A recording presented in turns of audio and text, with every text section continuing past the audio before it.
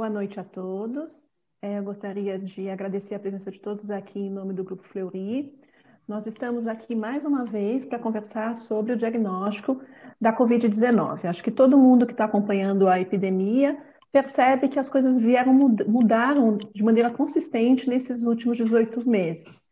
E agora, na verdade, a gente começa uma nova série de webinars. Então, esse é o primeiro webinar da série para a gente discutir as complicações pós-Covid-19, porque, na verdade, a gente começou a observar cada vez com maior frequência essa necessidade de discutir também o que estava acontecendo pós a internação, pós a doença ou crítica ou moderada, né?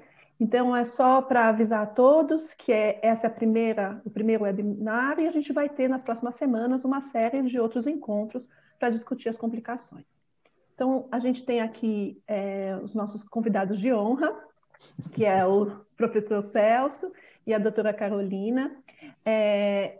A dinâmica hoje vai ser, primeiro a doutora Carolina vai fazer uma palestra, depois o doutor Celso vai fazer outra palestra e a gente abre para as perguntas ao final. Tá? Então, já vou apresentar os dois e, de qualquer maneira, depois a gente pode repetir as apresentações se forem necessárias. A Carolina dos Santos Lázares, ela é consultora médica em infectologia do Fleury Medicina e Saúde e ela é médica-chefe da seção de Biologia Molecular da divisão do laboratório do HC-FMI USP. E ela vai falar para a gente sobre o que mudou nos exames diagnósticos da Covid-19. Tá? O professor Celso, ele é diretor clínico do Fleury Medicina e Saúde, também consultor médico de infectologia e imunologia do Fleury Medicina e Saúde e professor livre-docente do departamento da disciplina de infectologia do Departamento de Medicina da Unifesp-PPE. E o Dr. Celso vai falar para a gente sobre implicações diagnósticas relacionadas às vacinas para a Covid-19. Então, eu chamo, por favor, a Carol. Quando você quiser começar, fica à vontade. Obrigada, Paulinha. Boa noite a todos. Obrigada mais uma vez pela presença. Algumas pessoas talvez tenham acompanhado outros webinars com a gente. Hoje eu vou me ater realmente a essa parte de o que mudou em mais de um ano aí de pandemia. As coisas foram evoluindo e isso gera algumas mudanças que geram também algumas dúvidas em relação ao diagnóstico. Deixa eu compartilhar aqui a tela com vocês, só um minuto.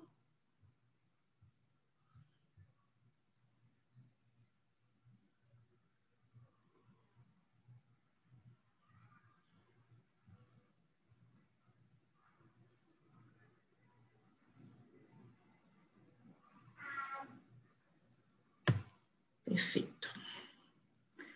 Bem, sempre começo com esse slide em todas as minhas aulas, esse é o aspecto do coronavírus que todo mundo já está cansado de ver, cansado literalmente de ver por aí, com essas projeções na superfície de proteínas transmembranas que dão esse aspecto coronado nos vírus que são colocados nessa família coronaviridae, e justamente essas projeções é que a gente vai falar hoje um pouquinho mais, porque essa proteína ficou famosa por vários motivos, e principalmente por causa das questões de imunidade da própria vacina, que é a proteína da espícula do vírus, que no inglês ficou bastante conhecida como a proteína spike. Então, nesse meio tempo, entre a gente descobrir a circulação desse vírus entre humanos, e o momento atual, o que mudou de lá para cá que pode ser de importância, de interesse para o diagnóstico? Primeiro, o vírus, né? Todos nós sabemos que vírus e RNA eles se mutam constantemente, não é uma novidade do fim do ano passado para cá. Desde o primeiro paciente infectado, ele com certeza, a cada nova leva de pessoas infectadas por causa da própria replicação viral em vírus RNA, leva a uma série de mutações aleatórias. E à medida que o vírus vai circulando entre grandes populações, que foi o que aconteceu na pandemia, ele vai, por uma espécie de pressão seletiva, ele vai selecionando mutações que lhe conferem uma melhor adaptação ao hospedeiro relativamente novo. Então, essas mutações começam a ser selecionadas e aí vão se consolidando essas chamadas variantes. E isso pode, sim, ter uma implicação diagnóstica, além das outras implicações que colocam algumas variantes como variantes de atenção, por poderem ter impactos clínicos e epidemiológicos.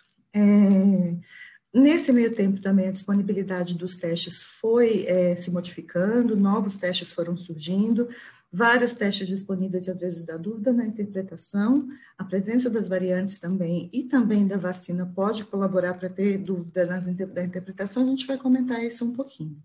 E a existência de pessoas vacinadas, principalmente quando você fala de teste sorológico, sempre há dúvida se o fato da pessoa ter sido vacinada interfere na utilização e na interpretação de resultados dos testes sorológicos. Então, é basicamente isso que a gente vai comentar aqui hoje. Essa é uma representação esquemática, então, do genoma do vírus, tá? É um vírus de mais ou menos 29 mil pares de base, e ele tem aqui duas grandes ORFs, né, que a gente fala que são de leitura aberta, que codificam várias proteínas não estruturais, e mais aqui no finalzinho do genoma, são codificadas as proteínas estruturais. A spike, que vejam que é uma proteína grande, portanto, um segmento grande do genoma, as proteínas do envelope, que é o gene E, proteínas de membrana, que é o gene M, e o gene N, que são as proteínas do núcleo capsídeo. Então, esse segmento final aqui do genoma é que codifica para essas proteínas estruturais.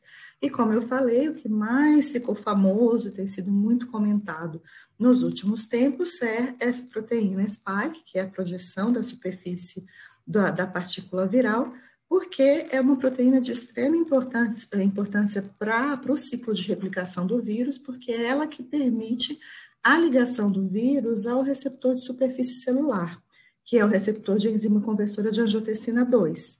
Então, somente por meio desta enzima, desta proteína, quando ela se liga ao receptor da célula, é que o vírus consegue invadir a célula-alvo e se replicar e dar continuidade à infecção.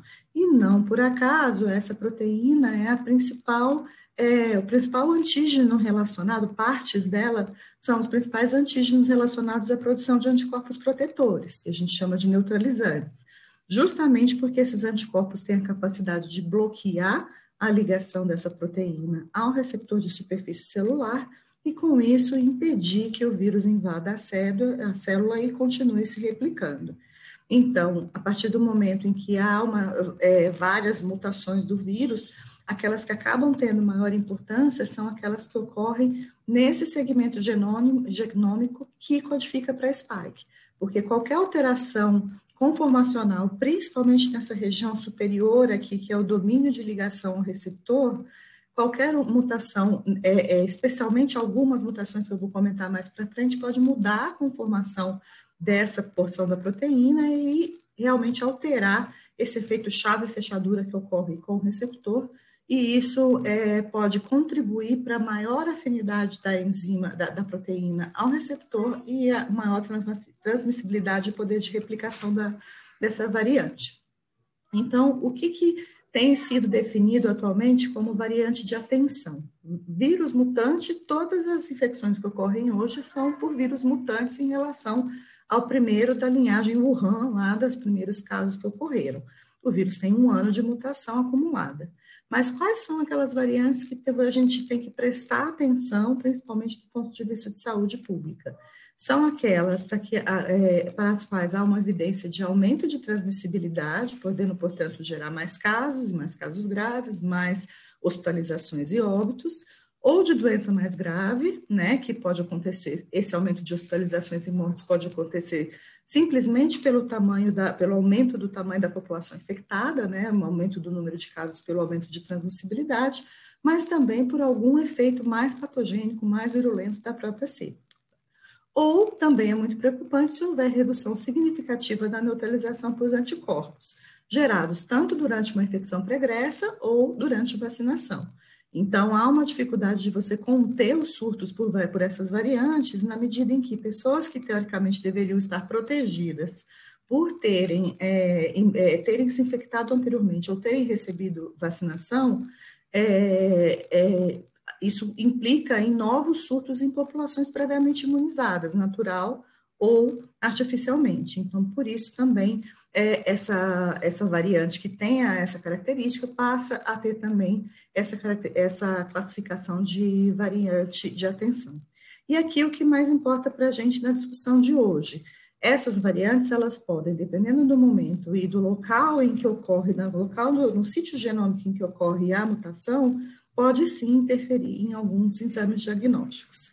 Essa tabela aqui eu fiz com base em uma publicação do CDC, que traz um resumo do que já foi documentado em relação às 4 variantes que hoje são consideradas variantes de atenção, né, o VOC, Variants of Concern.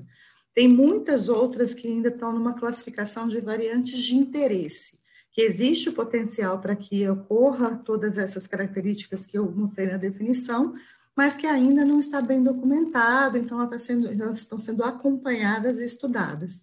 Então, são variantes de interesse. As de atenção mesmo são essas 4.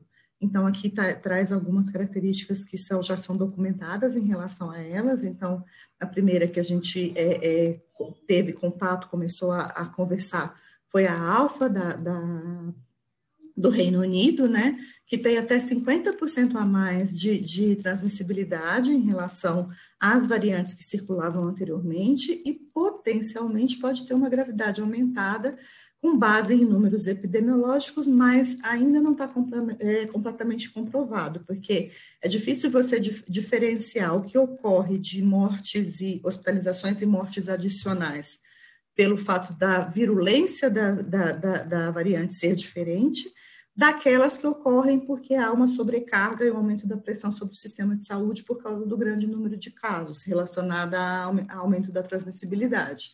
Então, fica bastante difícil de diferenciar isso e até o momento, embora todas tenham esse potencial, ainda não tem uma prova segura de que elas realmente apresentam maior virulência em determinado processo fisiopatogênico. Algumas dessas cepas, como, por exemplo, a da África do Sul, ela já tem alguma documentação mostrando que há neutralização reduzida por soros convalescentes, ou seja, de pessoas que tiveram a infecção previamente e pós-vacinação. Isso é de grande preocupação. Esses estudos que mostraram isso foram em relação à vacina da AstraZeneca, principalmente. Mas todas as variantes têm sido testadas com soro convalescente de todas as vacinas, de pacientes, pessoas vacinadas com todas as vacinas, justamente para ver se há algum impacto no potencial imunogênico desses compostos que têm sido utilizados no mundo todo. E a nossa aqui, né, a P1, que foi identificada no Brasil, na região norte, o que tem sido demonstrado para ela foi, publicação do CDC, ela fala mais de suscetibilidade reduzida a alguns tratamentos monoclonais, que aqui no Brasil tem menos impacto, porque a gente não tá usando, por falta de acesso a esses monoclonais, mas também alguma capacidade, alguma alteração da capacidade dos anticorpos neutralizantes a capacidade justamente dos anticorpos neutralizarem essa cepa. E pelo que a gente viveu em Manaus, a gente também sabe que a transmissibilidade dela é aumentada e muito possivelmente também ela teve uma capacidade maior do que as variantes anteriores de causar reinfecções. Há uma estimativa de que cerca de 30% das infecções que ocorreram nessa segunda onda em Manaus foram reinfecções, foram pessoas que já estavam com anticorpos circulantes de infecções anteriores, mas ainda assim se reinfectaram na presença dessa variante.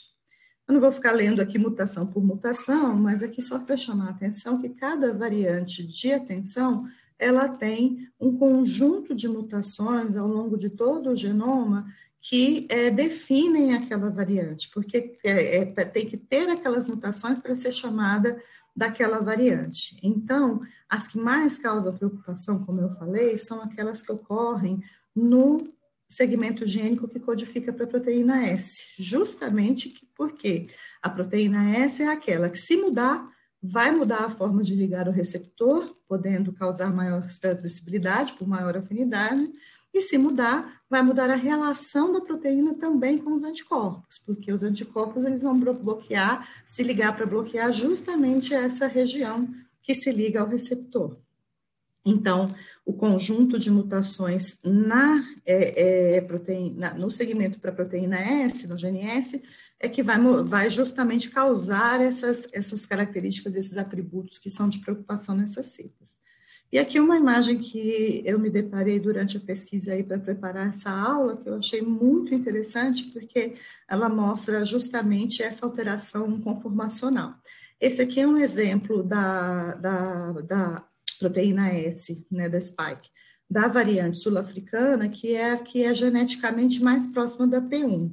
Não tinha uma específica da P1 lá, mas essas 3 mutações que são definidoras, elas são definidoras tanto para a sul-africana quanto para P1. As duas variantes, elas compartilham essas mutações principais. Então, tem uma pequena diferença que eu vou mostrar mais para frente. Mas o que acontece, basicamente, aqui está representado em preto, essa região é uma proteína trimérica, né, a proteína do spike, então tem o segmento S1, o segmento S2, e essa parte mais roxinha que está aqui no topo da proteína, digamos assim, é justamente a parte que se liga ao receptor da superfície celular. Quando ocorrem mutações, a proteína ela sofre e essa mudança que está sendo representada aqui nesse segundo esquema, ela tem sido chamada ela passa para uma formação aberta. Então, é como se esse sítio ficasse mais aberto, mais amplo, de uma maneira que ele tem uma ligação de maior afinidade ao receptor, e isso altera a transmissibilidade do vírus. Então, é justamente por causa das mutações presentes nesse sítio, nesse domínio que é chamado de domínio de ligação ao receptor, ou RBD da sigla em inglês. E do ponto de vista diagnóstico, né, então que a gente tem que discutir aqui, o que muda? A questão é, quando a gente fala em PCR, que é o padrão ouro para o diagnóstico, PCR em tempo real, mas qualquer técnica molecular, o que a gente usa para detectar o RNA do vírus numa amostra, qualquer que seja, mas principalmente amostras do trato respiratório superior, a gente utiliza primers e sondas, que são pequenos segmentos de oligonucleotídeo que são exatamente complementares a uma parte do genoma do vírus, que é muito específica, que só está presente ali nele. E a gente faz combinações desses primers e sondas para poder permitir a identificação desse material genético na amostra, a amplificação dele e a possibilidade de captar esse sinal em tempo real para ver que o vírus está ali. Então, dos vários protocolos que foram desenvolvidos ao longo da pandemia, todos eles têm os seus próprios segmentos, eles usam alvos gênicos diferentes, e mesmo protocolos que usam o mesmo alvo gênico, quando a gente fala assim, usa o gene N, às vezes dá a impressão que é igualzinho, mas pode não ser, pode ter vários tipos de sonda em segmentos diferentes, primers e sondas em segmentos diferentes de um mesmo gene. Então, aqui, por exemplo, no GNN, pelo menos 4 sondas diferentes são disponíveis, esses protocolos que foram padrão, né? Então, esse aqui, por exemplo, aqui de baixo é o do CDC americano, que foi em 3 segmentos. Então, combinações desses alvos deram origem aos protocolos mais comuns, inicialmente in-house, entre aspas, e depois também nos protocolos de testes comerciais que foram surgindo no mercado. Se você tem uma mutação especificamente numa área em que há um primer desse se anela, onde ele gruda para poder identificar o RNA do vírus, pode acontecer que esse efeito de complementaridade desapareça, o que a gente chama de mismatch. O primer passa a não reconhecer mais aquele segmento porque a mutação mudou aquela sequência. Então, com isso, pode cair a sensibilidade deste teste molecular. Mas percebam que, desde o começo, não se usou muito S como alvo, aqui alguns exemplos, mas não se usou muito o GNS como alvo, porque justamente é uma proteínas de superfície, geralmente por pressão seletiva, geralmente elas são altamente mutáveis mesmo. Então, maior parte dos protocolos não tem a proteína S, que é o gene da proteína S, que é onde há a maior parte das mutações. Os protocolos não têm essa parte do genoma como alvo. Então, felizmente, o impacto que a gente ainda está vivendo em termos de perda de sensibilidade de PCR relacionada à circulação dessas variantes ainda não é um impacto tão grande que mude completamente a maneira de diagnosticar, mas alguns cuidados precisam ser tomados. O que é necessário, tanto para os desenvolvedores de testes comerciais, quanto para aqueles que desenvolvem, para os laboratórios que usam testes com protocolos in-house, é que atualmente já não é mais seguro a gente usar somente um gene-alvo. Tem que ter pelo menos 2, para que, caso falhe o primer e a sonda de um gene, ele consiga detectar pela presença do outro set de primers e sondas. Então, isso é bastante importante. E os fabricantes de kits comerciais e desenvolvedores de P&D de laboratórios com testes in-house precisam monitorar a sensibilidade e a capacidade de anelamento desses primers e sondas constantemente. Então, isso é uma das coisas que a gente faz bastante no Fleury.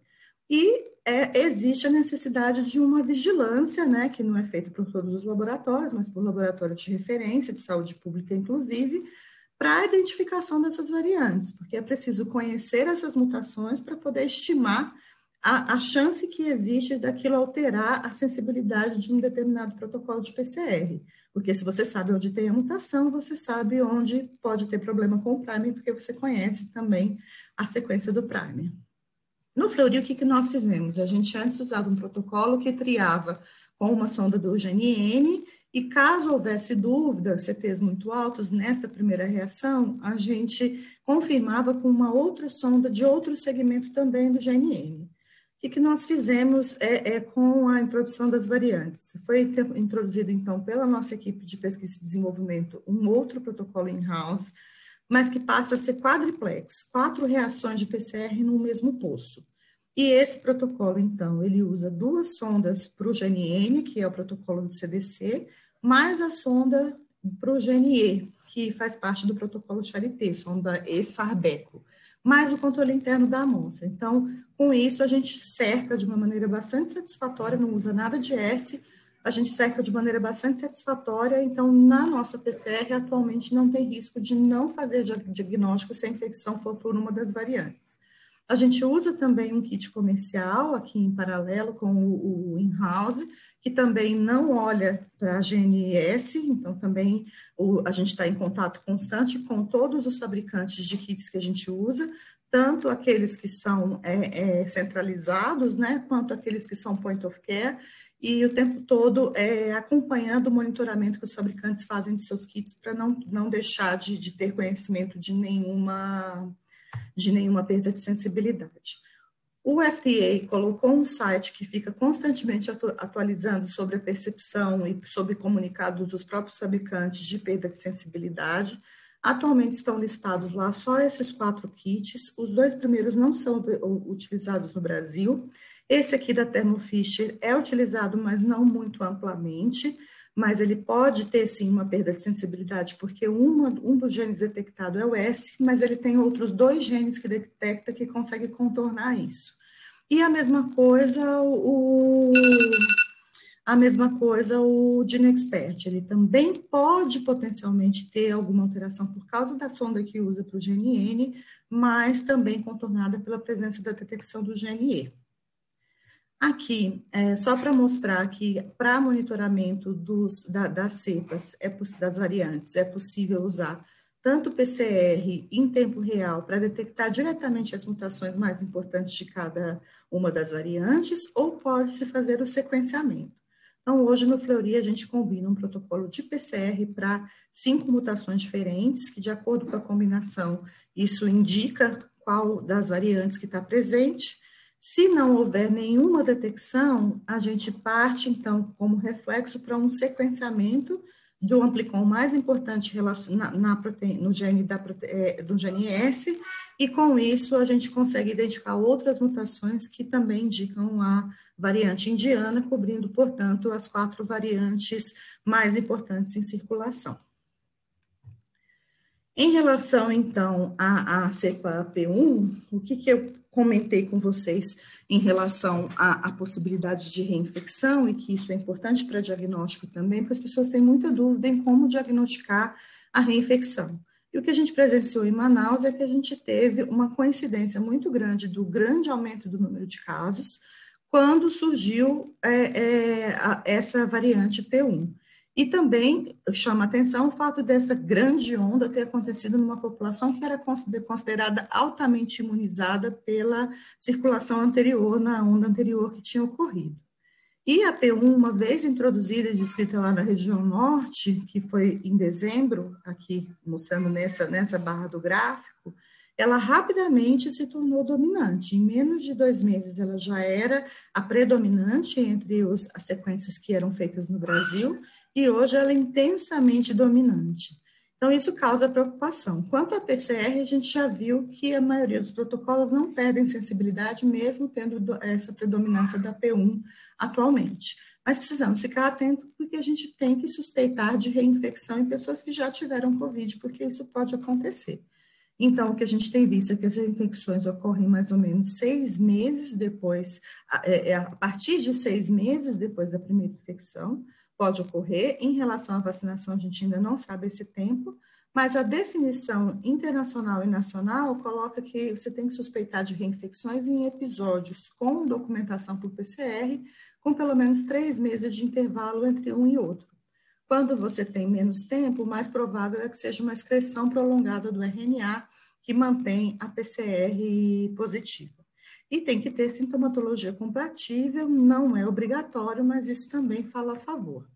E a gente consegue inferir reinfecção pelo tempo, pela negatividade da PCR entre os 2 positivos, pela ocorrência de 2 quadros sintomáticos diferentes, mas para caracterizar mesmo e comprovar laboratorialmente, a gente não consegue fazer por essas metodologias que estão sendo utilizadas para determinar a variante. Isso é bastante importante, porque a gente percebe muita dúvida dos colegas quanto a isso. Você só consegue documentar laboratorialmente que houve reinfecção se você tiver acesso às 2 amostras e sequenciar genoma completo das 2.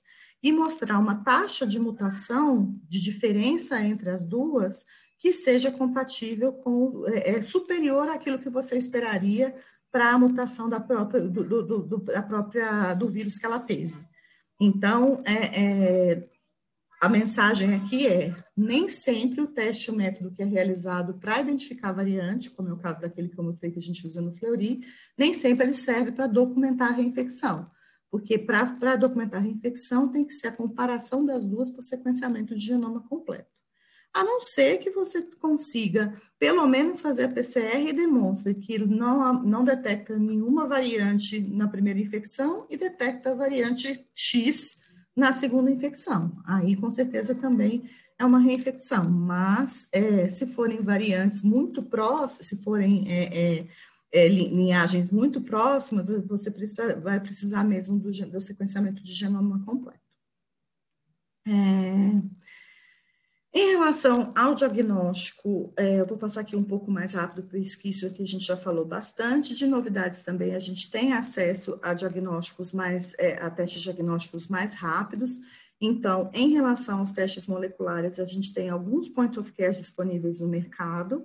O que a gente tem sempre chamado a atenção é que essas metodologias são altamente eficientes para diagnóstico de pessoas sintomáticas, ou mesmo dos assintomáticos, mas daqueles que estão na primeira semana de infecção, que sem a data do início dos sintomas fica difícil da gente determinar isso. Mas, basicamente, são os momentos de carga viral alta.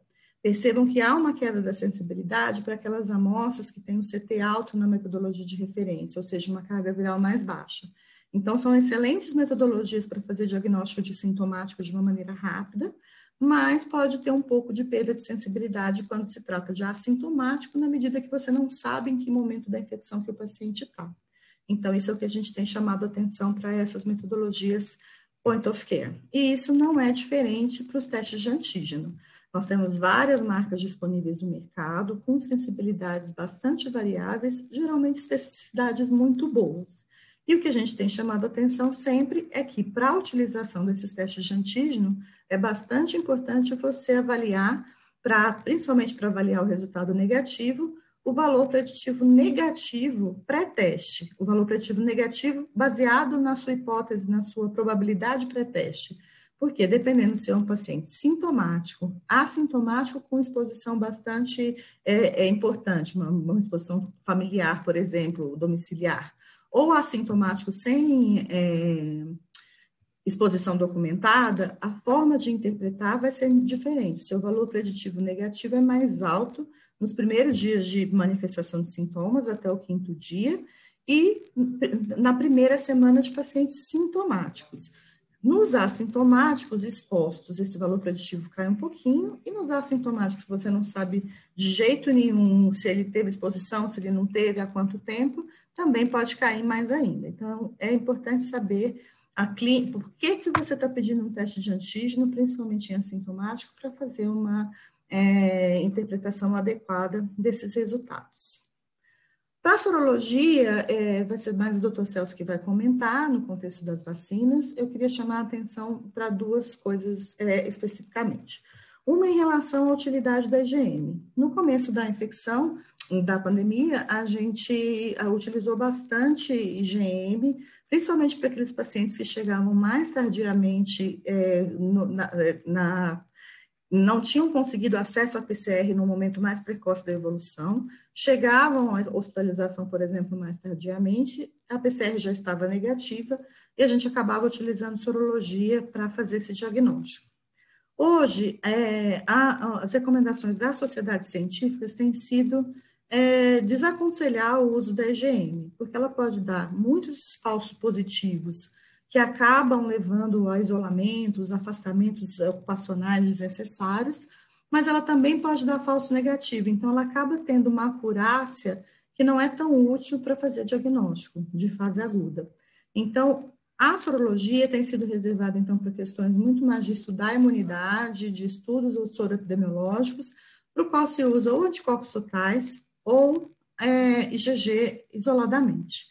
Então, a IgM tem sido menos utilizada e menos recomendada. No protocolo que o Fleury faz, então, anteriormente, qualquer pedido de sorologia, a gente sempre testava 2 métodos, um para anticorpos totais, um para IgG e IgM. Todos os pacientes passavam por esses 3 testes, independente de como tinha sido solicitado. Agora, nos adequando a esse tipo de recomendação, a partir do dia 20, nas solicitações de sorologia, a gente vai continuar fazendo 2 técnicas, uma para anticorpos totais, uma para IgG, e a IgM não vai ser mais feita automaticamente. Ela continua disponível, se o médico que quiser fazer ou o paciente que quiser fazer, basta escrever no pedido ou dizer que quer fazer especificamente IgM, então ela está lá disponível, mas ela não fará mais parte automática do pacote de sorologia por causa dessa evolução do conhecimento que mostra que não é tão útil assim e pode causar algumas interpretações inadequadas. E por último, só para vocês entenderem também o que tem sido feito em relação aos testes sorológicos que detectam anticorpos neutralizantes, qual que é a diferença para as sorologias convencionais? A maior parte das sorologias convencionais, para começar, eles procuram anticorpos antiproteína N, do nucleocapsídeo. Mais recentemente, têm surgido os ensaios comerciais que detectam anticorpos que são mais próximos daquilo que a gente chamaria de anticorpos neutralizantes, que são os anticorpos anti-RBD, que é justamente aquela porçãozinha da S que se liga ao receptor e, portanto, é ali que os anticorpos neutralizantes vão atuar.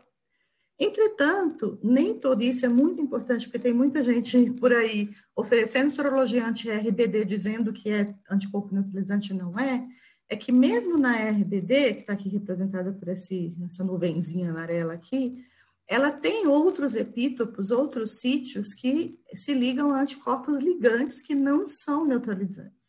Então, existe uma porção específica dela que realmente o anticorpo que se ligar ali vai bloquear a ligação com o receptor. Então, as sorologias, mesmo as anti-RBDs, ela pode detectar uma série de anticorpos anti-RBD, que é o sítio de ligação, mas que também não são neutralizantes. Os ensaios que realmente determinam se o anticorpo é neutralizante são aqueles que são chamados funcionais, porque eles têm na sua base sólida, na placa, por exemplo, eles têm fixado o próprio receptor anti-enzima conversora receptor de enzima conversora de angiotensina. Igualzinho tem lá na superfície da célula. E o ensaio vai detectar somente quando não houver essa ligação, ou seja, somente quando os anticorpos presentes na amostra se ligarem no sítio que vai impedir essa ligação com o receptor, porque no conjugado que a gente usa, tem lá um RBD recombinante marcado. Então, se houver anticorpos anti-RBD que se ligar em outros lugares que não impedem essa ligação, ela não vai dar positiva, a gente não vai enxergar essa reação. E ela só vai dar positiva quando tiver não só anticorpos anti-RBD, como também anticorpos que se liguem a essa porção que realmente é importante para bloquear. E aí o resultado sai numa porcentagem. Enquanto acima de 20% na bula seria considerado reagente, embora a gente não saiba quanto que isso representa, qual é o corte para dizer que a pessoa está protegida completamente, e esse 20%, 30%, o valor em porcentagem, significa a proporção de neutralização que ocorreu em relação a um controle negativo. No Fleury, a gente acrescentou mais uma etapa, porque na nossa validação a gente percebeu que amostras pré-pandemia de 2017 podem ter uma reação inespecífica com esse kit que a gente usa, e dessa forma dar um resultado reagente, mas sabidamente sem a presença de anticorpos específicos anti-corona. Então, e a gente observou isso até 35%. Então, o que a gente criou? A gente fez uma faixa de indeterminado. Entre 20% e 35%, aqui eu digitei errado, entre 20% e 35%, a gente acrescenta uma eletroquimiluminescência anti-RBD, uma outra metodologia. Se, neste caso, em que não ocorrem essas ligações inespecíficas, o resultado for negativo, a gente solta como não reagente. Se for positiva, o que significa? Realmente existem anticorpos anti-SARS-CoV-2 naquela amostra, mas com uma proporção de neutralização que a gente não consegue afirmar se realmente existe uma capacidade neutralizante. Então, a gente solta como indeterminado. Às vezes isso gera dúvida, porque é diferente, às vezes, a maneira como a gente interpreta o resultado em relação a outros realizadores desse teste, mas isso vem da experiência e daquilo que a gente percebeu nos nossos ensaios de validação. Então, basicamente, o que eu tinha para falar era isso. Eu vou deixar, já ultrapassando, como sempre, o meu tempo, eu vou deixar agora o espaço para o Dr. Celso para continuar falando, principalmente dessa parte de sorologias em relação à ocorrência de pessoas vacinadas. Paulinha, depois você me dá a bronca, viu? Carol, excelente, muito obrigada. Já tem vários elogios e já tem perguntas para você. A gente vai deixar as perguntas para o final e agora o Dr. Celso vai falando, só reforçando a apresentação. O Celso, ele é diretor clínico do Fleury, da Medicina e Saúde, ele é consultor de infectologia e de virologia do Fleury e professor livre-docente da Escola Paulista de Medicina da disciplina de infectologia.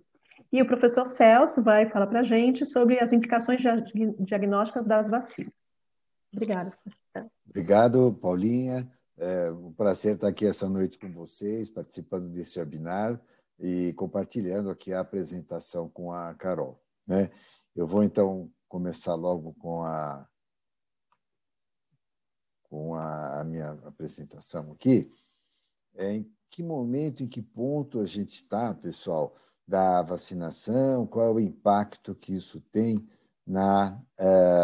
nos testes diagnósticos, né? Então, eu resolvi começar com uma coisa bastante provocativa, porque uma das coisas que a gente mais ouve do pessoal que não é muito adepto da vacinação é como é que a gente conseguiu ter vacinas tão rapidamente, né?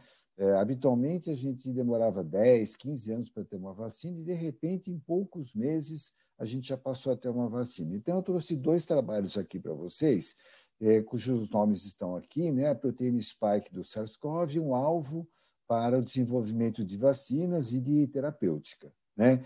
E o desenho de uma vacina para o SARS, né?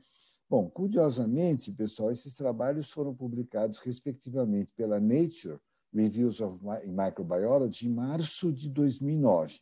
E essa outra aqui foi no Viral Immunology em 2005, quando a gente ainda estava muito tempo antes de aparecer o SARS-CoV-2.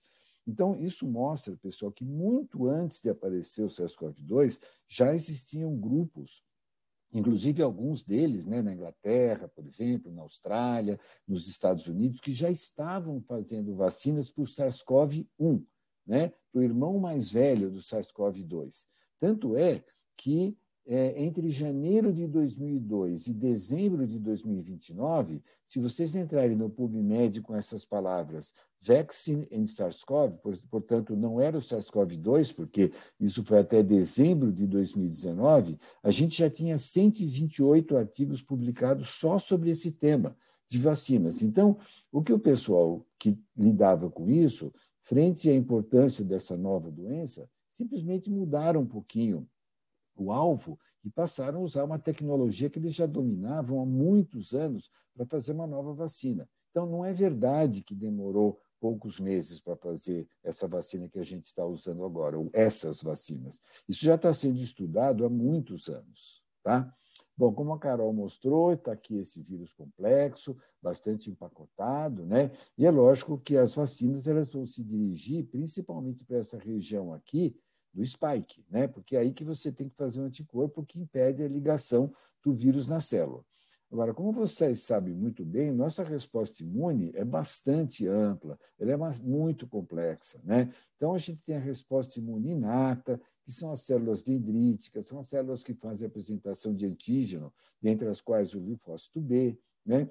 Aí a gente passa por uma resposta imune adaptativa, que inclui a produção de citocinas, a regulação da inflamação e, principalmente, a indução da formação de anticorpos, né? As células B, os linfócitos B, se transformam em plasmócitos e vão fazer, então, um monte de anticorpo para reagir contra vários pedaços do vírus.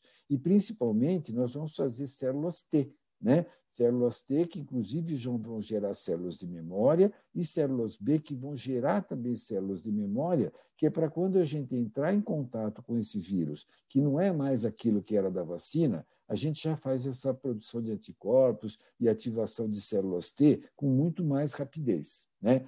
Então, nós temos aqui nessa parte esquerda os anticorpos que vão atuar contra partículas virais extracelulares, né? Os anticorpos não entram dentro da célula, mas nós temos células T sensibilizadas, especialmente células CD8, que vão atacar as células que produzem o vírus. E elas vão produzir uma série de substâncias, perforinas, por exemplo, que vão destruir a célula que produz o vírus.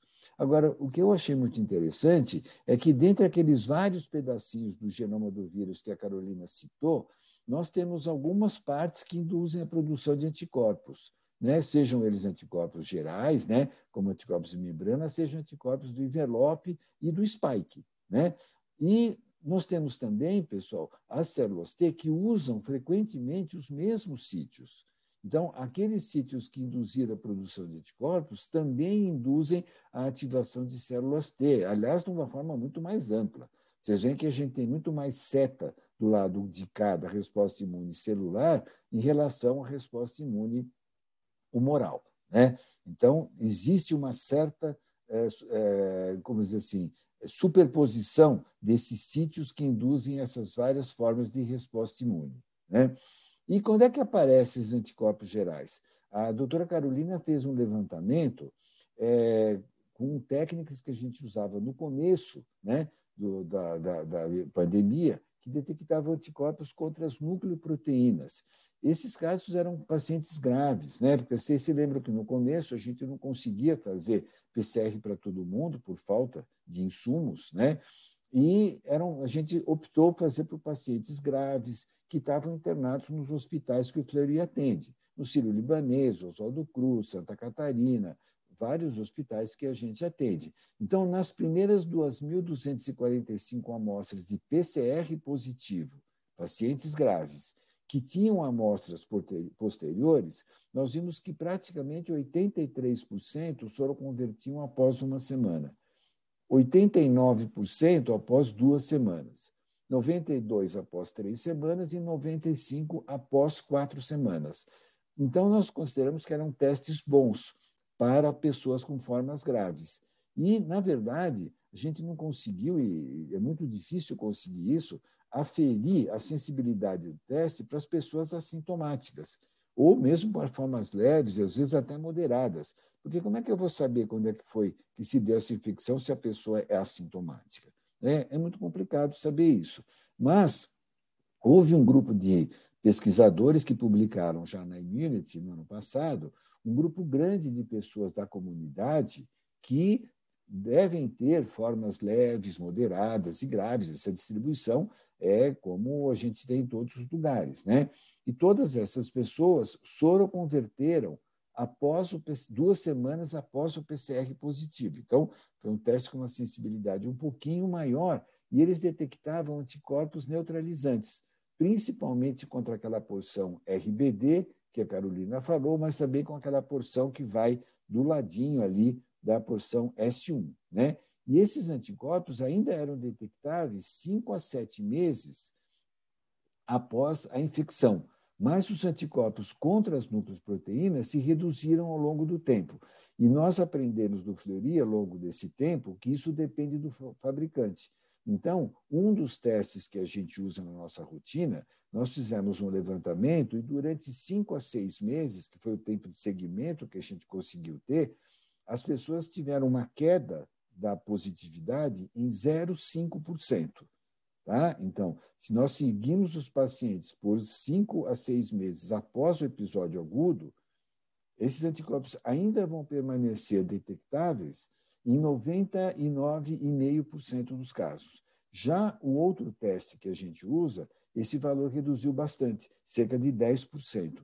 Então, o desaparecimento de anticorpos pode acontecer dependendo da procedência do kit que a gente usa, né? Bom, agora, como eu falei para vocês, a resposta imunicelular, ela está aí, ela vai se produzindo também junto com a produção de anticorpos. E esse pesquisador resolveu ver quando que acontecia essa produção. E ele mostra aqui que a sorologia apareceu, então, depois da 2ª semana, depois da 3ª semana, mais ou menos, e a resposta imunicelular, olha, foi juntinho.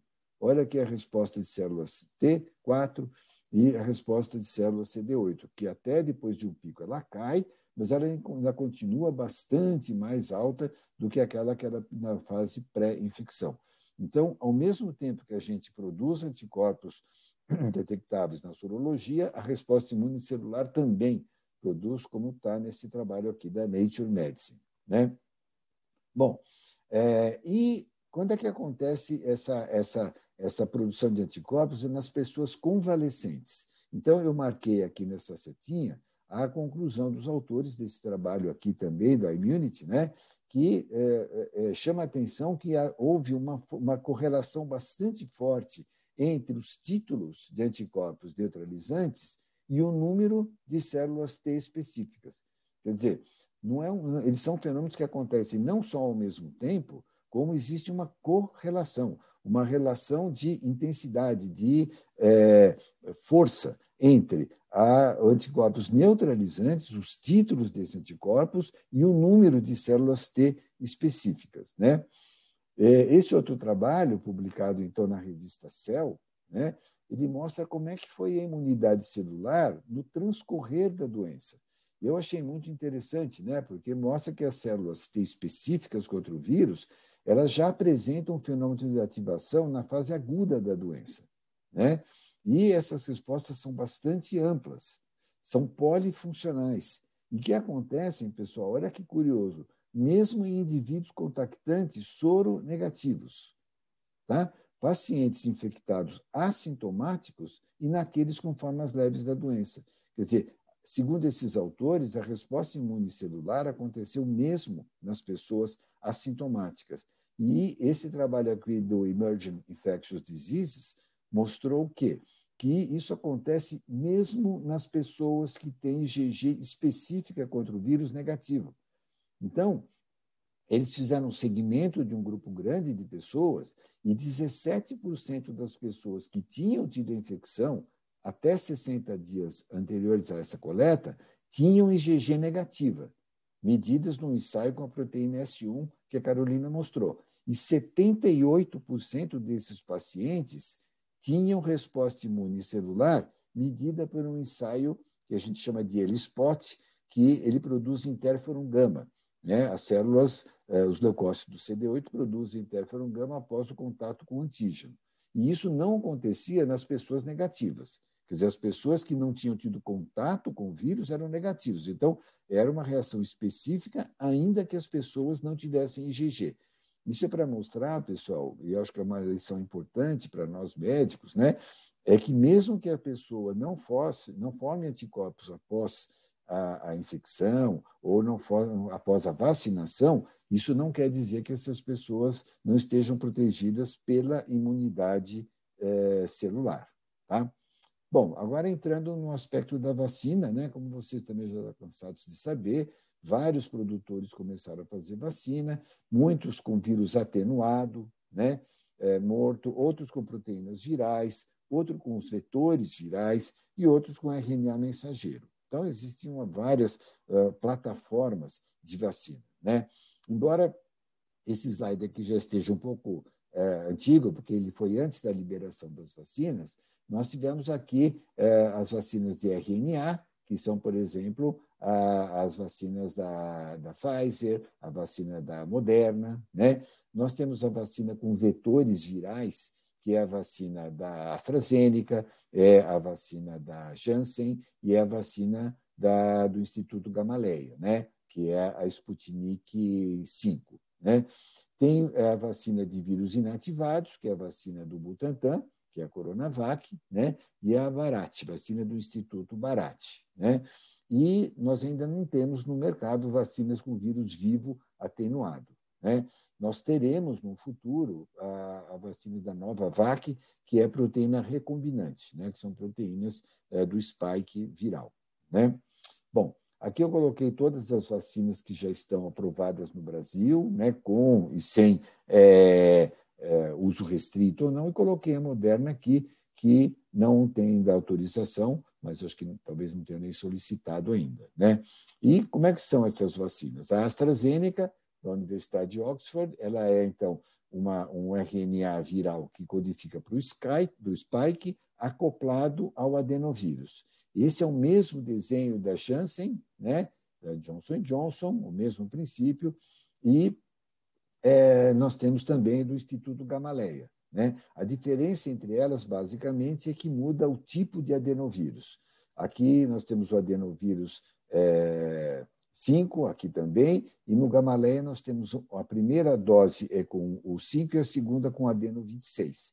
Isso para evitar que você faça anticorpos contra o adenovírus na primeira dose da vacina. Então, talvez seja essa a explicação pela qual o resultado do Sputnik V foi um pouco melhor do que da AstraZeneca e da própria Janssen, né? Depois nós temos a proteína da Pfizer-BioNTech, que é o RNA do spike, né? E da Moderna também tem um desenho muito semelhante. E tem aqui da Bharat, da Índia, que é o vírus inativado. Só fazer, pessoal, uma ressalva para vocês, eu estou falando do Sputnik V, porque na minha geração a gente falava de Sputnik 1, 2, 3, 4 e 5, eram aqueles foguetes iniciais da antiga União Soviética, né? Eu acho um pouco estranho quando o pessoal fala Sputnik V, porque ninguém falou Sputnik I, né? Para mim, a Sputnik é 1, 2, 3, 4 e 5, mas eu posso estar enganado, né? Bom, como a Carol já mostrou, a gente mede principalmente anticorpos neutralizantes, né, após a vacinação. Então, a gente faz uma reação em separado, que é o soro do paciente com uma solução de RBD clonada, deixa o anticorpo que a pessoa eventualmente tenha ali neutralizar esse RBD, né, e depois a gente incuba numa plaquinha que tem o receptor viral. E aí é um resultado contra-intuitivo. Se a pessoa tem anticorpos, ela vai neutralizar essa solução de RBD, consequentemente, ele não vai ligar aqui no receptor e fica uma reação sem cor.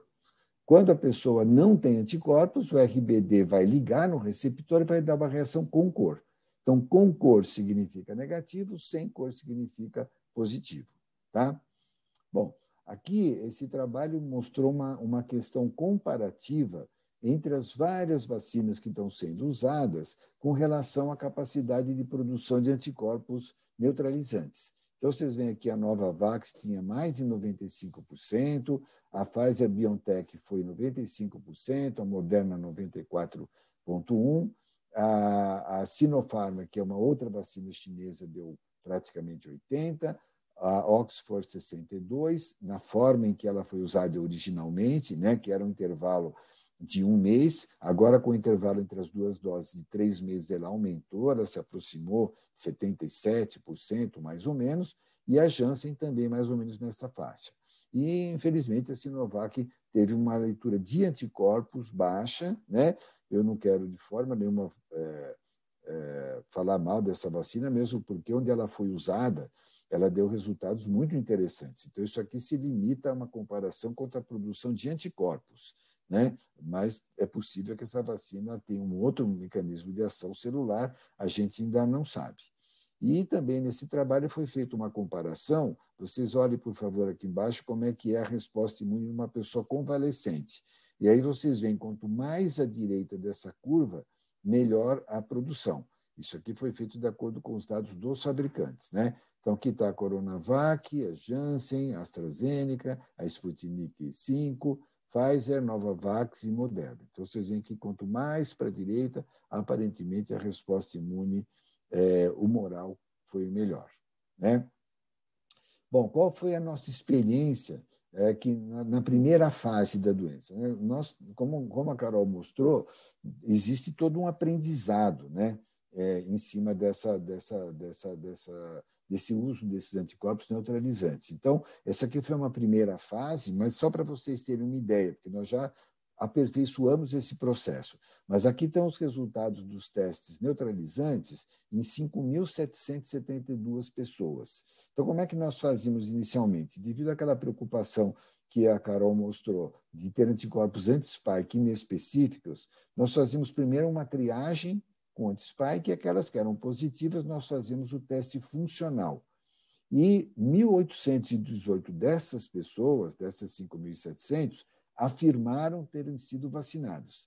E naquela época, 85% dos vacinados eram com a vacina do Butantan e 15% da AstraZeneca. A gente não tinha de forma relevante nem a Janssen, nem a Pfizer, né? Bom, cerca de 8% dessas pessoas foram negativas, elas tinham abaixo de 20% de neutralização. Cerca de 15% eram indeterminadas, porque elas tinham de 21% a 35%, e 77% tinham mais do que 35% de validação. De neutralização. Por que a gente chegou nesses 35%? Por causa das amostras de 2017, que podiam reagir até 35%. Então, cerca de 77% das pessoas vacinadas, elas tinham anticorpos neutralizantes avaliados por esse teste funcional, né? Então, isso é para dizer que a proteção foi bastante positiva, né? E não quer dizer que essas pessoas aqui, esses 8%, ou mesmo essas aqui indeterminadas, não tivessem proteção. Simplesmente a gente ainda não tem recursos, neste momento, para avaliar resposta imunicelular. Isto virá, né? Nós já estamos em conversações, muitos laboratórios estão em conversações com testes ainda experimentais para avaliar a resposta imunicelular. Então, no futuro próximo, a gente vai poder ter isso. Vocês viram aquele trabalho mostrando que cerca de 78% das pessoas que eram soronegativas tinham resposta imune celular, né? E curioso é que 298 pessoas vacinadas, portanto, eles estavam nesse grupo aqui, também pediram a sorologia tradicional. Quer dizer, os colegas pediram o teste de neutralização e a sorologia tradicional, IgG, IgM e a gama-globulina total. E dessas, 40% apenas eram positivas, mostrando assim, se a gente quer avaliar a resposta sorológica neutralizante, tem que ser o teste neutralizante mesmo, o teste funcional, porque o teste tradicional vai funcionar só para 40%. Tá bom? Bom, agora, como seria a resposta imunicelular após a vacinação? Será que existe também uma relação entre a resposta imunicelular e a neutralização? Eu trouxe alguns trabalhos para vocês, porque a gente ainda ficava muito preocupado, e ainda estamos preocupados, se aquilo que a gente mede da resposta de neutralização tem algum valor prático, né? Então, esse trabalho aqui foi publicado na Nature Medicine, todos eles há poucos meses atrás, e só chamar para vocês a atenção aqui da Kanta Subbaral. A Kanta Subbaral era a chefe da seção de influenza do CDC, né? E agora ela se aposentou e foi trabalhar numa universidade australiana, né? E de acordo com esse trabalho que mede anticorpos neutralizantes e vem a resposta imune protetora. E o que eles mostram aqui, né? Que eles mostram que esse modelo prediz a relação entre a neutralização e a eficácia contra, inclusive, as variantes. Eles mostram que os níveis de neutralização é altamente preditivo de proteção imune e fornece uma base para a avaliação da proteção pós-doença e mesmo no desenvolvimento de vacinas. Então, foi o primeiro trabalho que eu vi mostrando que existe uma relação entre a resposta neutralizante, da forma como eles fizeram aqui, e a resposta imune celular. E esse trabalho que saiu também recentemente na revista Vaccine, e que, para quem é da área de vírus respiratórios, um dos coautores aqui é o Stanley Plotkin, que é um super pesquisador na área de vírus respiratórios. E eles mostram aqui correlatos de vacinação, que é uma das coisas que a gente está procurando há muito tempo, né? Como que eu posso dizer que a pessoa respondeu à vacinação? Então, nesses trabalhos aqui, mostrando que, assim como estudos feitos em história natural da doença e modelos animais, esses resultados fornecem a base para os títulos de anticorpos pós-vacinação como a base para estabelecer uma correlação de proteção para as vacinas. Quer dizer, eles demonstram, sim, que existe uma correlação entre a neutralização e a resposta imune celular. Tá? E, para terminar, eu quero mostrar para vocês algumas imagens, porque eu acho que é um estudo muito bem feito, né? E que avalia a efetividade das vacinas, né? A gente costuma separar a eficácia da vacina para a efetividade. Eficácia é aquilo que vocês têm no estudo clínico, né? Que é um pouco destacado da realidade. E a efetividade é aquilo que você vê na realidade, quando você aplica na população. Como vocês sabem, Israel é um dos países do mundo que é mais avançado, se não o mais avançado, na vacinação da população com a vacina Pfizer, né? E o que eles observaram lá? Em primeiro lugar, eles começaram a vacinar quando o país já tinha feito o lockdown e, apesar do lockdown, o número de casos estava aumentando. Olha aqui, ó, foi instituído o lockdown aqui e o número de casos, apesar disso, estava aumentando. Aí eles começaram a vacinar, o número de casos começou a cair, primeira fase, segunda fase, e o número de casos acabou caindo, né? Isso aconteceu em todas as faixas etárias, tá? A gente pode ver aqui nessa faixa da direita, né? Aconteceu com mais de 65, mais de 75, mais de 85 anos, diminuiu o número de formas assintomáticas, diminuiu a hospitalização e diminuiu a mortalidade, tá? Então, eles concluem que 2 doses de vacina Pfizer, separadas por 3 semanas, foram altamente efetivas em todas as faixas etárias para evitar formas clínicas da doença, hospitalização e morte, mesmo em um ambiente com predominância da variante B117. Como todos vocês sabem, Israel está tendo um repique agora, depois da introdução da cepa Delta, né, daquela que foi originalmente descrita na Índia, né? Isso tem algumas explicações, né? É possível que uma parte dessas pessoas não tenham o mesmo tipo de resposta delta. Há alguns trabalhos que procuram avaliar isso, e talvez porque tenha sido feito um relaxamento do isolamento um pouco rápido, né? A gente ainda não sabe exatamente isso, mas isso explicaria por que houve esse repique. Porque vocês veem aqui, antes da introdução do Delta, o que aconteceu? O número de casos, à medida que ia aumentando muito o número de pessoas vacinadas, especialmente os mais de 65 anos, na comunidade caiu muito o número de casos. E isso aconteceu em todas as faixas etárias, mesmo nas pessoas de 16 a 24 anos, que ainda não tinham tomado a vacina, Elas foram vacinadas lá para frente. O número de casos caiu também. Isso porque provavelmente a gente acaba tendo uma diminuição da circulação do vírus. Agora, a gente gostaria que todos os problemas tivessem resolvidos, mas há muitos ainda, né? Em primeiro lugar, a questão da vacinação híbrida, né? Eu tenho visto duas definições de vacinação híbrida. Uma é dar a primeira dose de uma vacina e a segunda dose com uma outra vacina. Então, na Espanha foi feito um trabalho porque eles estavam com medo da vacina da AstraZeneca provocar aquela trombose, que foi descrita, ainda que raramente, ela acontecia um em cada 200 mil casos. E eles resolveram vacinar esse pessoal na segunda dose com a Pfizer. E o resultado foi ótimo. As taxas de neutralização desenvolvidas foram ótimas. E agora, desde ontem, a Alemanha está usando essa dupla vacinação com produtos diferentes, híbrida, como a norma. Eles já não estão vacinando as duas doses iguais. E também tem sido chamado de vacinação híbrida as pessoas com 3 doses da mesma vacina, né? Que está sendo feito em alguns países do mundo, ainda em caráter um pouco experimental.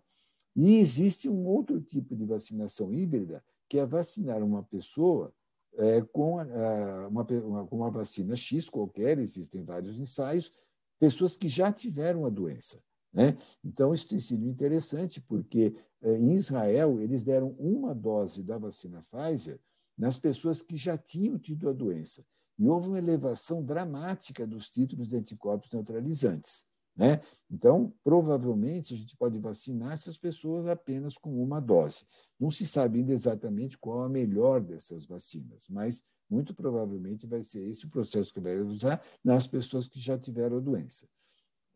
Também a gente não está totalmente consolidada a informação da vacinação de outros grupos etários. Então, já existe experiência da Pfizer nos Estados Unidos, que já tem liberado a vacinação de 12 a 16 anos, e já tem experiência na China com a Coronavac, que vacinou crianças de 3 até adolescentes de 17 anos, também com resultados muito positivos.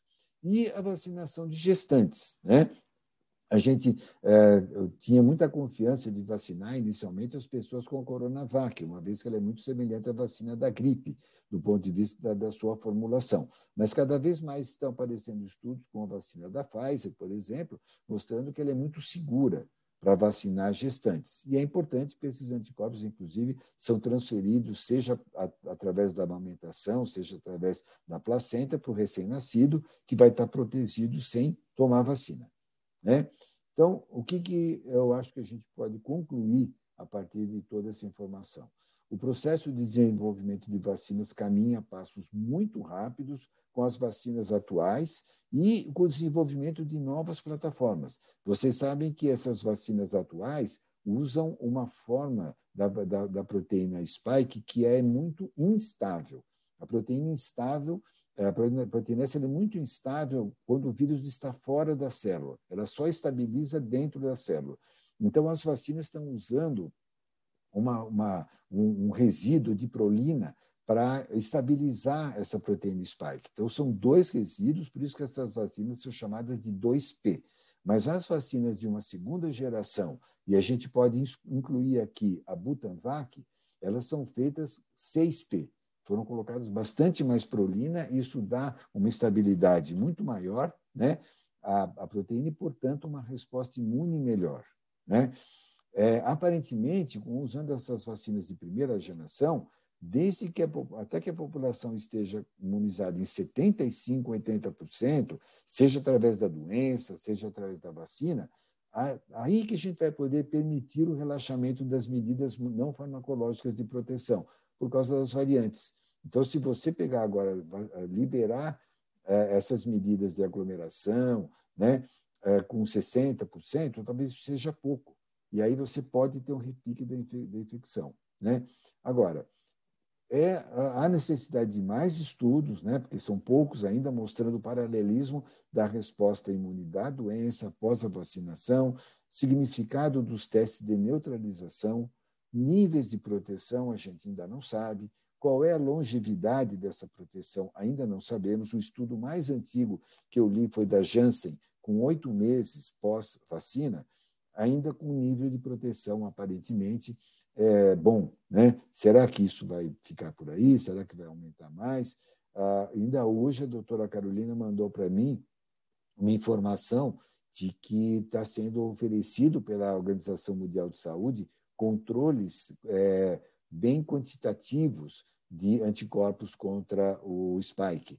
Então, com isso, a gente vai poder, daqui a algum tempo, dar o resultado com padrão internacional e até poder saber qual é, de verdade, o fator que protege. A gente ainda não tem essa informação totalmente consolidada. Agora, acho que o que é mais importante é, caso as pessoas, o paciente, a pessoa, resolva fazer teste de neutralização após a vacinação, é muito importante que os pacientes sejam orientados com relação aos limites dos testes atuais e aos devidos cuidados a seguir a partir desses resultados. A pessoa vai fazer um teste de neutralização, dá 60%, 70%, ele vai querer andar na rua sem máscara, ir na balada sem máscara, e ninguém está autorizando a fazer isso. As pessoas têm que tomar vacina e têm que continuar com todos os cuidados que eles têm até a gente poder ter todas essas informações.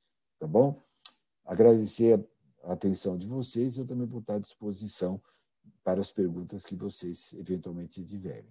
Obrigado. Obrigado, Celso. Excelente a palestra. Também tem vários elogios aqui para você, assim como para a Carol. Eu vou deixar você beber uma água e vou começar perguntando algumas coisinhas para a Carol.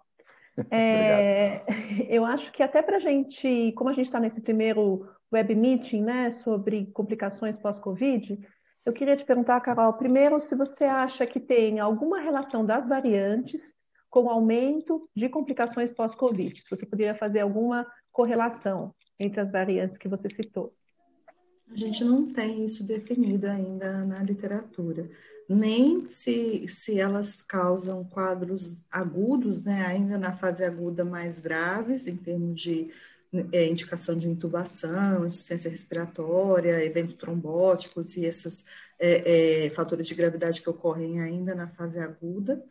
E também não temos ainda se há uma correlação maior com efeitos mais tardios, os próprios eventos trombóticos mais tardios, mas também a gente tem visto alterações cardíacas, alterações neurológicas, neuropatia periférica, déficit de memória. Então, cada vez mais estão sendo descritas casuísticas de pessoas que tiveram Covid e depois de algum tempo permanecem com queixas, diminuição de capacidade funcional pulmonar. Então, tudo isso vai ser discutido nos próximos eventos do ciclo, mas até onde eu saiba, ainda não tem nenhuma associação que se diga que determinada complicação mais crônica tenha uma maior incidência, uma maior correlação com alguma das variantes. Racionalmente, pode existir um racional biológico se você pensar que elas podem fazer cargas virais mais altas, e se isso de alguma forma pode interferir com a ativação inflamatória, o tipo de perfil inflamatório que isso vai causar, pode ter como consequência o dano a outros órgãos, além do pulmão, e também pensar em eventos isquêmicos. A gente não sabe ainda como funciona a microcirculação, não sei se a Unara está por aqui me assistindo, mas a gente não sabe ainda muito como funciona a microcirculação, o quanto dessas alterações mais tardias podem se dever também a uma isquemia crônica por causa dessas microtromboses que também podem acontecer. Então, pensando que se o vírus muda, ou o principal fator antigênico dele, que é a proteína do spike, muda, e a carga viral pode aumentar, existe um racional biológico para isso, mas isso não está demonstrado ainda.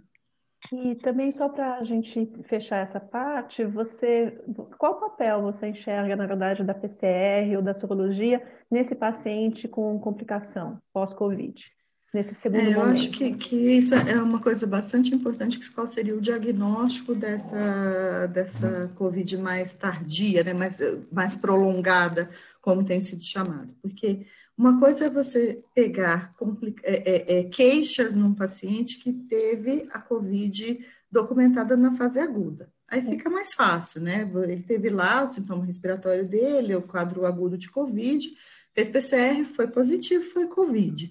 E permanece aí na sequência, depois da recuperação desses sintomas mais agudos, permanece com alguma queixa neurológica, ou cardíaca, ou pulmonar, etc. Então, você faz uma associação temporal com o evento da Covid e está se demonstrando que existe uma relação causal também. O que a gente tem que tomar cuidado é com a questão de você suspeitar de alterações mais crônicas relacionadas à COVID em pessoas que você não fez o diagnóstico lá na fase aguda. Porque a gente tem visto em algumas dessas descrições que não precisa ter sido uma super COVID, super sintomática, super grave na fase aguda para culminar depois com essas queixas mais crônicas. Então, aí é o grande desafio diagnóstico, porque naquele momento você até pode fazer PCR, pode até flagrar, dependendo do tempo de manifestação depois da fase aguda, você pode até flagrar ainda a excreção de RNA de uma maneira mais prolongada e conseguir confirmar esse diagnóstico de COVID em algum momento passado, mas se vier a PCR negativa, não exclui, porque com o tempo isso tende a desaparecer mesmo, é uma minoria que mantém a excreção prolongada. E a sorologia vai ajudar, se você não teve diagnóstico na fase aguda, você usar a sorologia para, nesse momento, documentar que houve infecção no passado, vai te ajudar, sim, se for uma pessoa não vacinada, porque a sorologia nos vacinados não vai diferenciar se foi anticorpo contra a vacina ou infecção pregressa, e também a sensibilidade não é 100%, então, se vier negativa, também não afasta. Então, os recursos podem ajudar se vierem positivos, mas se vierem negativos, pensando que a gente está vivendo uma pandemia muito intensa, que a pessoa pode ter tido um quadro oligosintomático que ela não documentou naquele momento. Acho que sempre, neste momento epidemiológico que a gente está vivendo, há o diferencial das complicações mais tardias da Covid. Eu queria aproveitar o gancho dessa longo Covid, Celso, porque você comentou dessa estratégia híbrida, né? Que você falou do paciente que teve a doença e que poderia vacinar com uma dose só, que alguns dos países têm algum estudo publicado. Estou contextualizando de novo em relação às complicações pós-Covid. Então, imagina que é um paciente que teve Covid, ele ainda não foi vacinado e ele é sintomático, né? Com alguma dessas questões que a Carol chegou a mencionar. O que você acha da vacina? Se teria um momento ideal? O que você pensa em relação a isso? Eu sei que não deve ter nada publicado ainda, mas só para saber a sua opinião.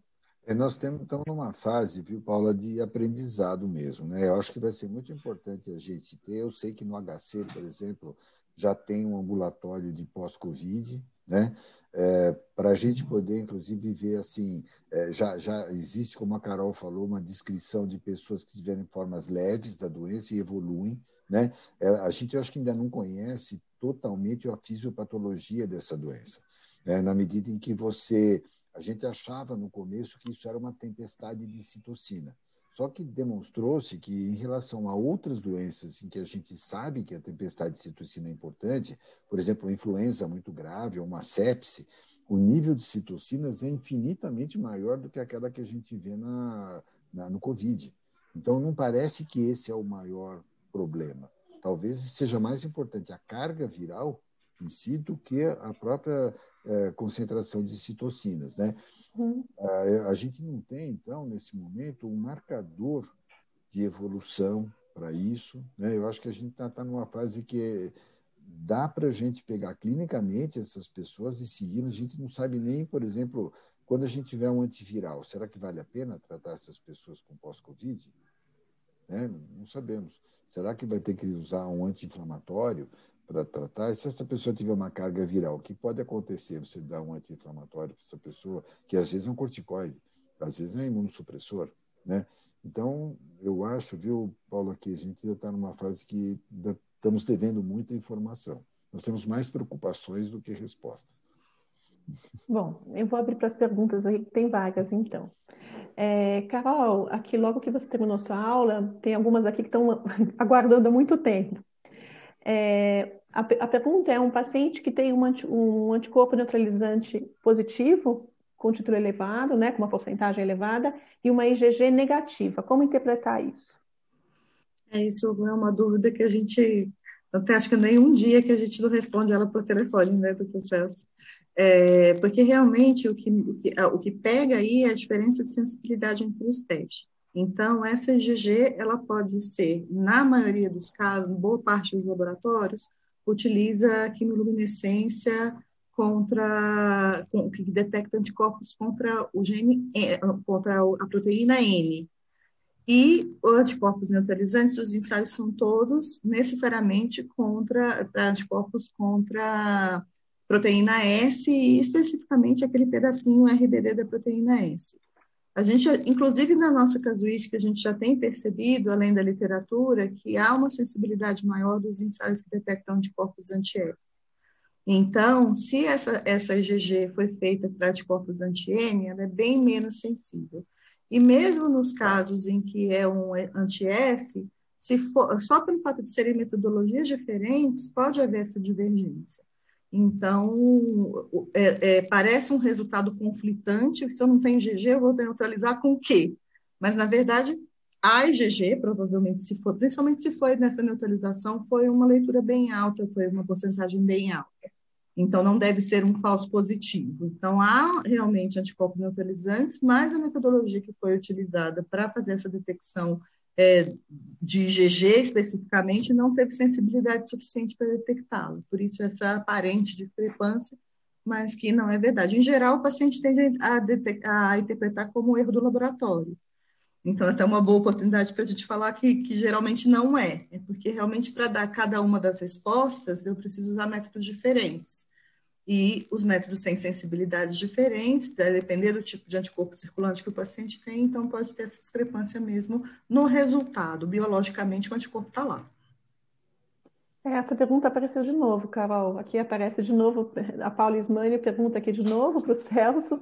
Na verdade, é a mesma pergunta reformulada, perguntando se um paciente com uma porcentagem neutralizante acima de 60% e IgG negativa, se você pode confiar que ele tem proteção em relação à vacina, ela está especificando. Então, a gente não sabe, Paula, exatamente qual é o nível de proteção. Essa é a informação que ainda está faltando. Será que 70% é suficiente? Eu adoraria ter 70%, viu? Não tenho, mas eu adoraria ter, porque eu acho que vai ser muito mais tranquilizador do que alguém que tem, por exemplo, 40%. Mas, de verdade, cientificamente, academicamente, isso não está demonstrado. Reforçando uma coisa que a Carol falou na apresentação, a proteína spike é muito grande, ela tem 21 epítopos diferentes. Então, a pessoa pode ter anticorpo contra o spike e não ter anticorpos contra o RBD. Isso a gente tem visto algumas vezes. Então, realmente não se trata de erro nenhum. É que são alvos diferentes. Se eu for falar, então, que é uma proteína, que foi um anticorpo contra a nucleoproteína, com muito mais razão. Mas mesmo a pessoa pode ter anticorpo contra o spike e não ser neutralizante. Então, o que vale, de acordo com o conhecimento que a gente tem hoje, 5 de julho de 2021, é que a pessoa tem que ter anticorpo contra o RBD. Isso a gente entende que é uma coisa que... Agora, a gente não sabe exatamente quanto de anticorpo a pessoa tem. Isso é que está faltando. E tem que ter anti-RBD com atividade funcional, porque Exatamente. Naquele momento em que a gente fez esse fluxo que a gente triava com eletroquimiluminescência anti-RBD, e nos positivos a gente fazia o ensaio funcional para neutralização, existia uma diferença. Então, parte dos que a gente tinha reagentes que tinham anticorpos anti-RBD demonstrados na eletroquimiluminescência não era reagente, não tinha uma porcentagem alta no ensaio de neutralização. É claro que existe aí parte disso a gente pode atribuir a diferenças de sensibilidade, mas parte disso a gente pode atribuir ao fato de ter anticorpos contra aquele sítio, mas que não tem um caráter neutralizante, ele não chega a impedir a ligação com o receptor. Isso é bastante importante também, porque a gente ouve muito propaganda, às vezes, ou até estudo mesmo, falando assim, anticorpos neutralizantes. E você vai ver qual é o método que está sendo utilizado, é uma quimiluminescência anti-RBD. Então, estão sendo detectados os anticorpos que são os mais prováveis de ter atividade neutralizante. Mas se você não faz nenhum tipo de ensaio funcional para avaliar a capacidade de bloqueio de ligação antígeno-anticorpo, você, pro forma, não pode, né, rigorosamente não pode chamar aquele anticorpo de neutralizante. Tudo que a maior parte do que é neutralizante é contra RBD, mas nem tudo que é contra RBD tem função neutralizante. Acho que assim fica mais claro. Bem colocado. Vou sair um pouco da sorologia aqui, Carol. Na verdade, são duas perguntas para você. Uma é para você comentar como faz diagnóstico de transmissor assintomático, e a outra, na verdade, é se é possível sequenciar o RNA da amostra de meses atrás, para ver, na verdade, para confirmar a reinfecção, que nem você falou na sua aula. Uhum. Em relação a diagnóstico de transmissor assintomático, você tem que ter exame direto positivo, né? Então, se por algum motivo você quer saber se aquela pessoa está transmitindo, digamos que ela é um médico que vai iniciar seus trabalhos numa enfermaria de transplante de medula. O que você faria nesse momento é fazer uma PCR. Essa PCR, se ela vier positiva, ela pode ou não significar transmissão, porque como não tem sintoma, a gente não sabe que momento ocorreu o início daquela infecção.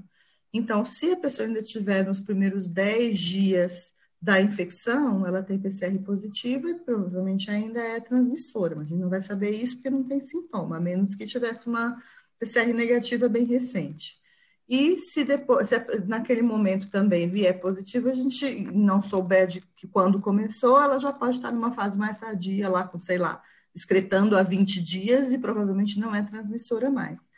Mas então, não tem muito como a gente ficar o tempo inteiro monitorando as pessoas para saber se são transmissores assintomáticos. É por isso que as pessoas perguntam, mas o que adianta tomar vacina se eu vou ter que continuar usando máscara, não posso ainda sair na rua? Mas justamente por isso, eu não tenho como verificar.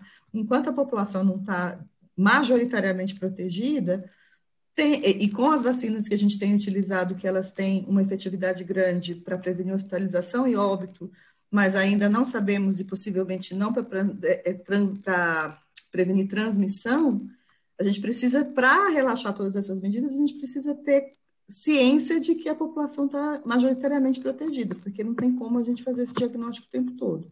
A menos em situações muito específicas, que aí você não tem outro jeito senão fazer exame periódico. Por exemplo, tem sido recomendado, eu usei esse exemplo de enfermaria de transplante de medula, mas alguns hospitais na Europa fazem isso. Quem circula na enfermaria faz PCR toda semana, mesmo usando máscara, mesmo usando processão.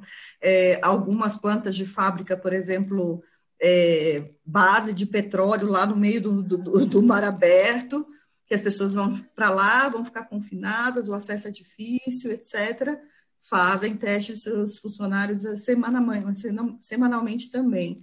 Então, com textos muito específicos, você pode fazer essas testagens periódicas. Fora isso, não tem muito jeito de saber.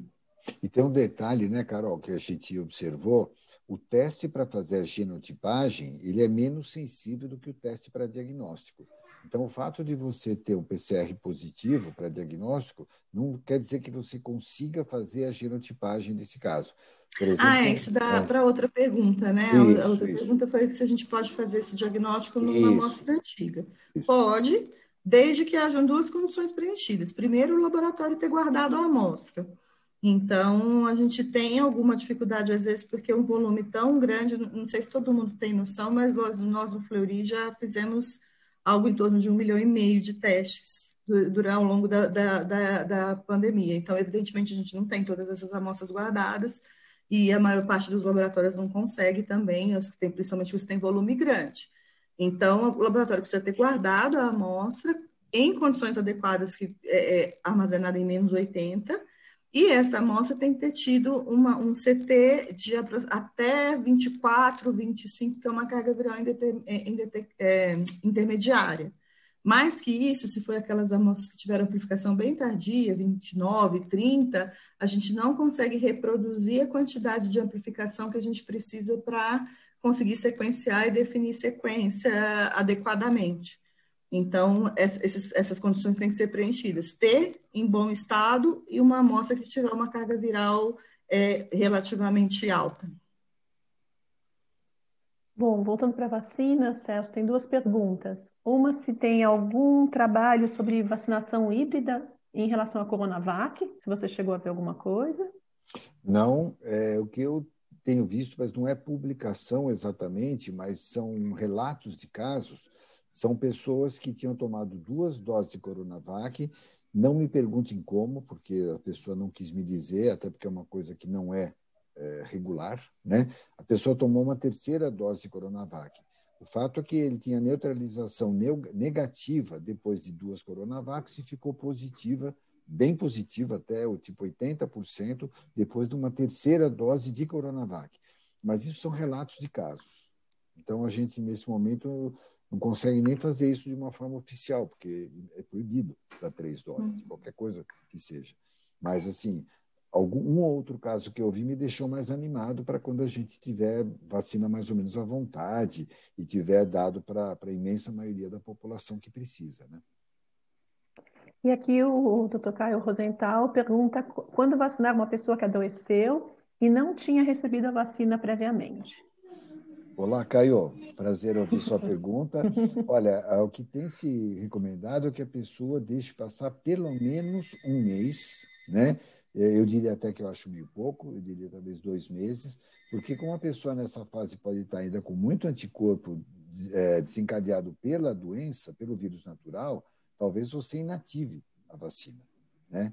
Então, a orientação que eu vejo o pessoal dar é de um mês, mas eu acho até que é pouco. Eu deixaria passar uns 2 meses ou mais para que a pessoa... Até porque essa proteção dada pela doença, segundo a gente sabe agora, ela é de 3 até 5, 6 meses. A pessoa não vai pegar uma outra infecção nesse período, e se aparecer um PCR positivo, como a Carol mostrou, isso provavelmente é excreção prolongada do RNA viral, não é uma reinfecção.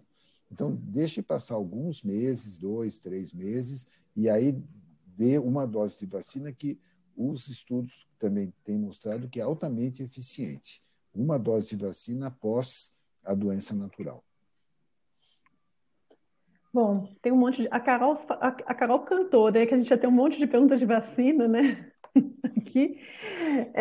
Antes de você Celso, passar todo o restante das perguntas para o Celso, eu fui eu ir tomar café, eu só queria comentar uma coisinha em relação da nossa prática do dia a dia em relação à questão dos anticorpos neutralizantes também, porque as pessoas ficam um pouco angustiadas naquela situação em que a pessoa foi vacinada, recebeu as 2 doses, esperou uns 30 dias, fez a coleta e foi negativa. Então, muito tem se falado, tem até algumas publicações oficiais da Anvisa, da Sociedade Brasileira de Imunizações, que essa avaliação não deve ser feita de uma forma rotineira com os ensaios que os laboratórios estão disponibilizando. E isso sim tem a sua parte de verdade, porque a gente ainda não conhece tudo o que a gente pode tirar de informação desses ensaios comerciais. Quando a gente vê esses estudos, quando o doutor Celso mostrou vários estudos que mostram sim a correlação de títulos de anticorpos neutralizantes com proteção, a gente sabe que esses testes foram feitos, esses estudos foram feitos com aquele padrão ouro, que é a neutralização em placa, cultivar vírus em célula, botar lá o soro em contato, ver o vírus ser inativado, que evidentemente o que a gente faz não é exatamente isso, é um surrogate, né? Algo que a gente simula isso in vitro, o que é feito em cultura de células, que seria in vitro, mas com células vivas. Então, não dá para a gente dizer que tudo que já está demonstrado com anticorpos neutralizantes nos estudos, que são feitos com neutralização em placa, vão ser reproduzidos igualzinho com o que a gente consegue detectar com os anticorpos neutralizantes. Então, é um exame que a gente está oferecendo porque há uma demanda por isso, as pessoas estão ansiosas por saber se tem anticorpos, se não tem anticorpos, etc. Se o resultado vem positivo, realmente ajuda muito a ter se você vem com o resultado lá 70%, 80%, você tem uma informação que colabora para você saber que houve uma resposta à vacina, mas o exame vir negativo, a gente ainda não sabe interpretar. A gente não sabe se é uma pessoa que tem uma resposta celular bastante intensa, sem que tenha anticorpos neutralizantes detectados por aquela técnica, e se fizesse uma neutralização em placa, detectaria. A gente não sabe se é uma falha de sensibilidade deste teste, que não é neutralização em placa, para detectar esses anticorpos. Então, de fato, o negativo não significa que não há resposta vacinal, e a gente não sabe muito bem ainda o que significa o negativo, mas o positivo ajuda. Então, eu fiz questão de falar, porque há Não, mas um certo zum, zum, zum, às vezes, é a próxima mas a pergunta, Anvisa fala para Carol. não fazer, mas são coisas que a gente tem que ter cuidado de como interpretar, e com todas essas informações em mente. Então, eu vou só terminar, porque a próxima pergunta era exatamente sobre isso, então você já falou bastante.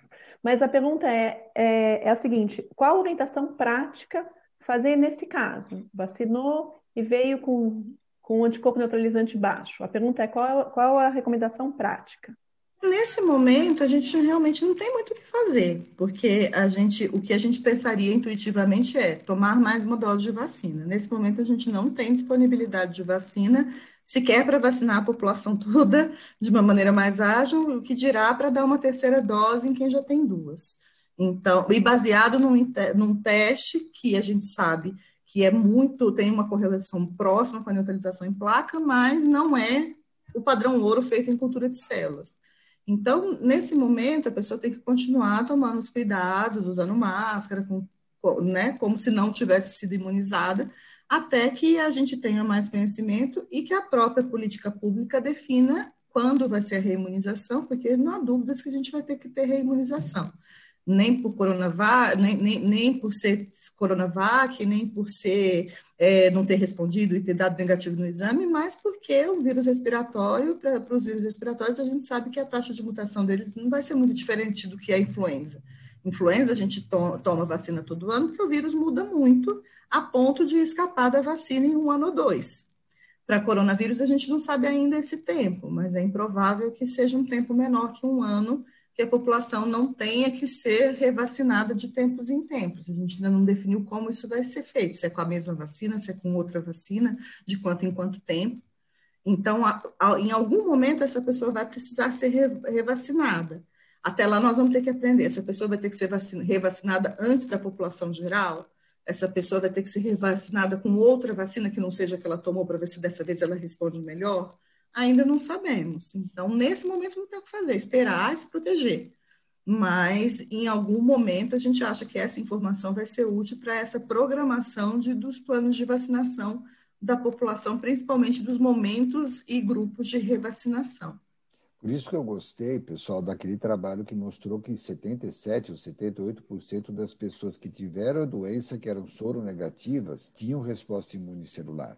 Então, as pessoas não precisam desesperar. A gente não fica estimulando ninguém a fazer essa sorologia agora, por causa dessas dificuldades interpretativas que tem, mas principalmente a pessoa tem que entender que o fato de você ser soronegativo ou ter anticorpo, não ter anticorpo neutralizante, quer dizer que você está desprotegido. Mas, assim como aquelas pessoas que têm anticorpos neutralizantes também não podem abaixar a guarda. Então, são coisas que a pessoa tem que interpretar. Se ele quer fazer o teste, tem que saber assim, como é que eu vou viver no pós-teste, até a gente poder ter respostas melhores. E Celso, nessa linha também tem uma pergunta do Dr. Roberto Focassi aqui, perguntando se o Fleury faz pesquisa de imunidade celular. É um prazer receber sua pergunta, Focássia. Olha, não fazemos. Nós tivemos há cerca de 15 dias, talvez 10 dias, 15 dias, uma reunião com um grupo inglês que vai fornecer para a gente esse teste, né? Ele já tem padronizado esse teste no laboratório, mas nós precisamos fazer uma validação, que vai ser uma tarefa que não é simples, né? Mas o Fleury, como um laboratório que é credenciado pelo Colégio Americano de Patologistas, né? Nós precisamos, cada teste que a gente faz, a gente tem que mostrar como a gente provou que ele funciona. Isso não é uma tarefa muito fácil, porque a gente não tem um outro teste, né? Se eu vou fazer um outro teste agora sorológico, por exemplo, eu vou basear no teste que eu tenho em rotina, até porque ele já foi validado. Mas como a gente não tem nenhum teste atualmente que meça imunidade celular, a gente vai ter que quebrar a cabeça como que nós vamos fazer a validação de um teste que a gente não tem como comparar, muito provavelmente com base clínica, né? Nós vamos pegar as pessoas que tiveram uma resposta, que tiveram a doença, que se curaram, se as pessoas devem ter imunidade celular, mas vai ser uma dificuldade. Nesse momento, Focácia, a gente não oferece e, até onde eu sei, aqui no Brasil, não tem quem ofereça. Bom, vou voltar para a Carol. Carol, aqui tem uma pergunta se é factível e se é importante fazer a quantificação de carga viral em pacientes já tratados e nos pós-vacinados. Acho que isso também tem, você falou que às vezes vem bastante essa pergunta, né, da PCR em paciente vacinado, né? Aqui é um pouco diferente a pergunta, mas aí se você puder aproveitar já e comentar isso também. Tá, eu vou passar então por algumas etapas. Primeira coisa é a factibilidade, a viabilidade de se fazer carga viral. É possível, não é impossível, você fazer protocolos, ensaios quantitativos de PCR em tempo real para esse tipo de vírus, mas não é tão fácil quanto fazer uma carga viral em sangue, que é o que habitualmente a gente faz. A gente faz sem muita dificuldade carga viral de HIV, hepatite C, hepatite B, CMV, uma série de vírus com replicação sanguínea, a gente faz essa quantificação em plasma, mas o sangue é uma matriz, né, no plasma principalmente, é uma matriz que é muito estável, no sentido de que sangue é sangue, não tem, você colhe o sangue, não tem diluição desse sangue, não tem que canto de célula que veio nesse sangue, é uma coisa muito mais, não sei se estou me fazendo clara, mas é Homogênea, diferente, né, por Carol? exemplo, de um lavado broncoalveolar ou de um raspado nasofaríngeo, que é muito mais impactado pela técnica de coleta ou pela quantidade de líquido que você usou num lavado, do que uma amostra que não sofre influência externa na hora da coleta, como é o sangue. Então, o plasma se centrifuga, ele é plasma, a variação de concentração, de composição de plasma de uma pessoa para outra é muito pequena. Então, quando você padroniza uma curva e fala, se der isso aqui significa 1.000 e se der isso aqui significa 100.000, essa curva se aplica para praticamente todas as amostras. Nas amostras respiratórias, não.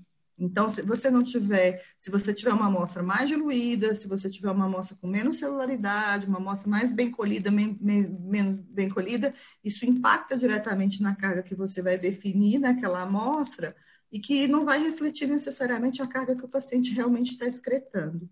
Então, em termos de viabilidade técnica, isso tem um pouco mais de trabalho, tanto para validar quanto para interpretar. Segunda coisa é que, assim, a gente ainda não tem muito sólido na literatura em relação à utilidade disso na fase aguda.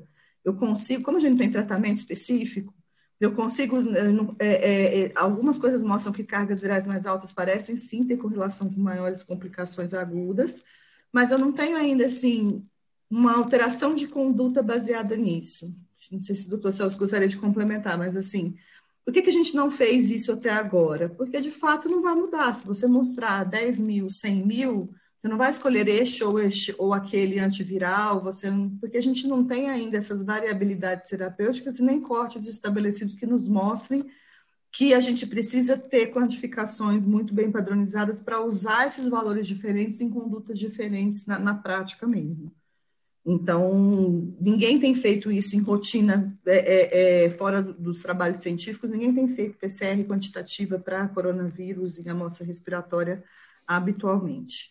E usar isso depois de tratamento e depois de vacinado, não sei o quanto ajudaria para alguma coisa.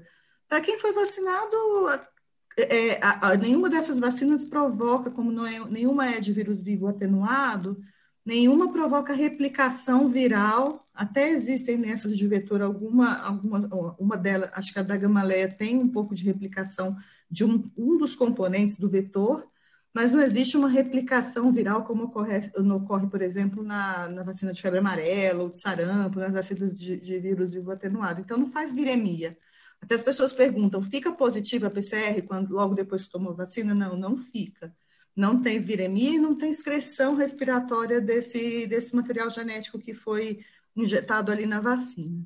Então, não vejo muita utilidade, não sei se a pessoa perguntou baseada em alguma coisa específica que leu, mas eu não vejo muita utilidade de utilizar PCR quantitativa no momento tardio da infecção ou pós-vacina. Talvez para diagnosticar long COVID, mas mesmo assim eu não vejo essa utilidade, não. Eu acho que podia aproveitar, Paula e Carol, para a gente lembrar o seguinte: uma situação que é bastante comum, até eu diria, são as pessoas que vão viajar e fazem o teste 1 ou 2 dias, ou 3 dias até antes do embarque. E ficam muito bravos quando dão positivo, né?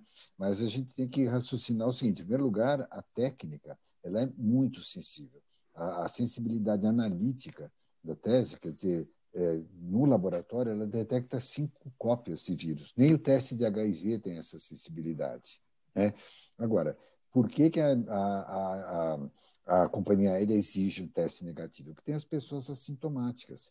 Cerca de 35% das pessoas são assintomáticas. Se bastasse a pessoa chegar no embarque e falar, olha, não estou sentindo nada, ela poderia embarcar. Agora, a gente sabe que uma parte dessas pessoas vai ser positiva, ainda que não sinta nada, quando aplicado um teste de alta sensibilidade, né? Então, a gente lamenta muito que a pessoa estragou a sua viagem, né, por conta disso, mas é para uma segurança de si mesmo, que a pessoa podia estar eventualmente começando a doença, né? E das pessoas com que ela vai ter contato, né? Dentro do avião, vai visitar a tia velhinha que mora lá em Portugal, né? E pode contaminar essa pessoa. Então, é uma segurança grande. Agora, é triste a pessoa dar positivo nesta hora, mas o que nós vamos fazer? Isso assim, não se trata de erro.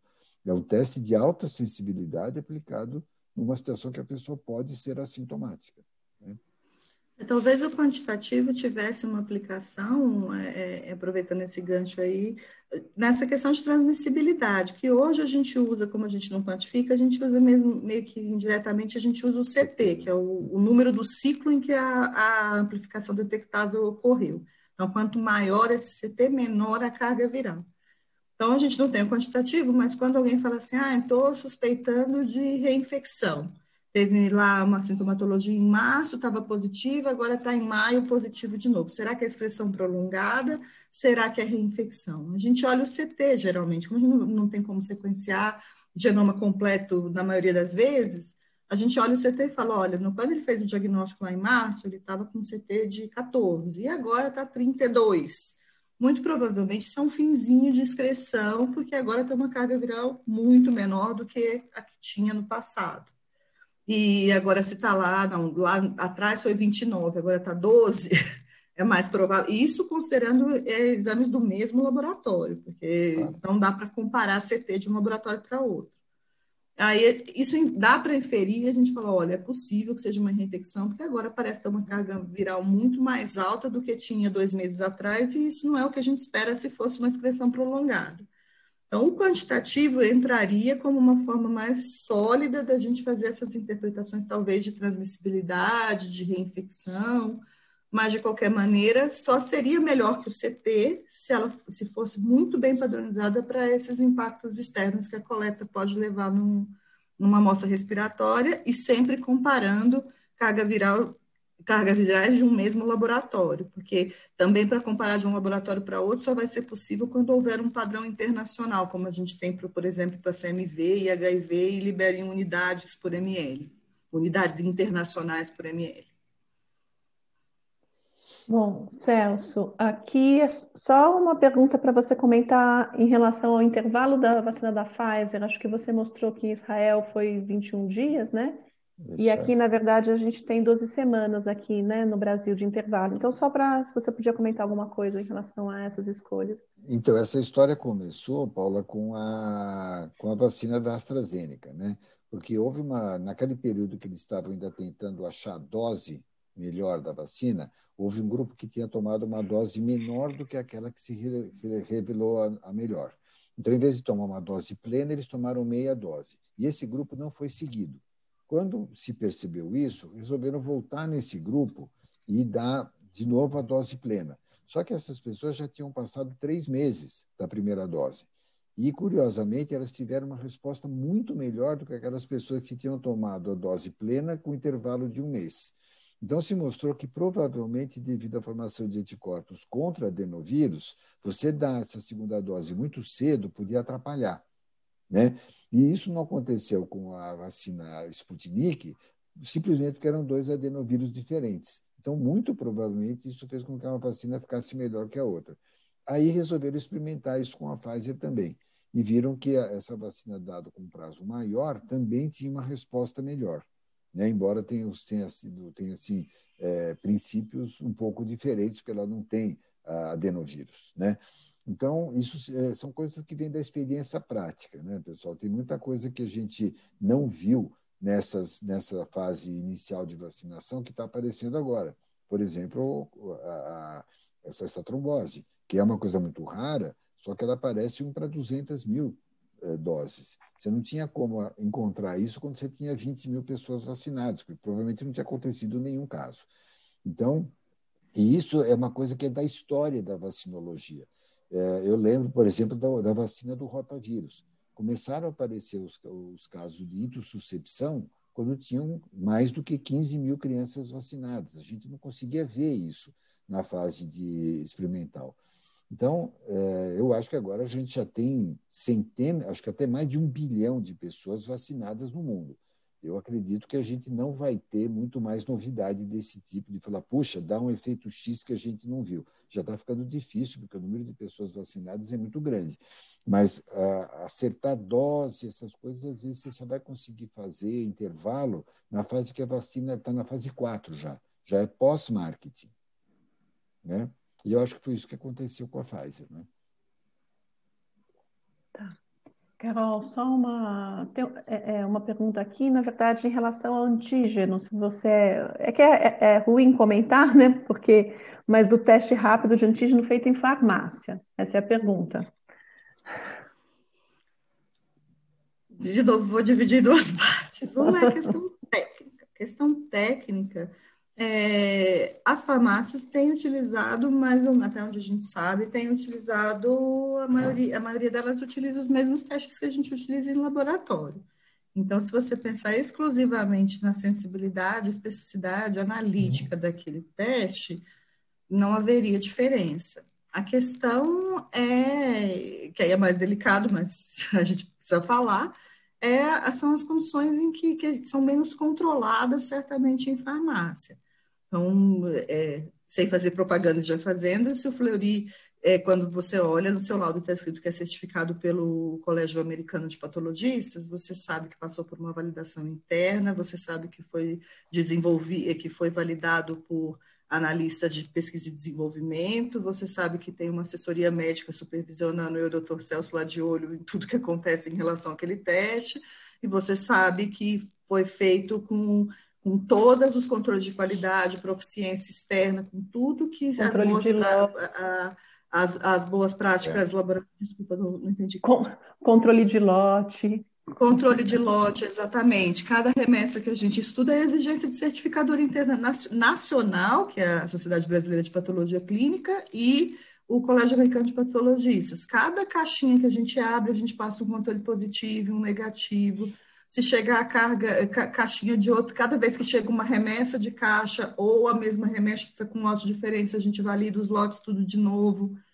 Você consegue jurar que isso está sendo feito na farmácia?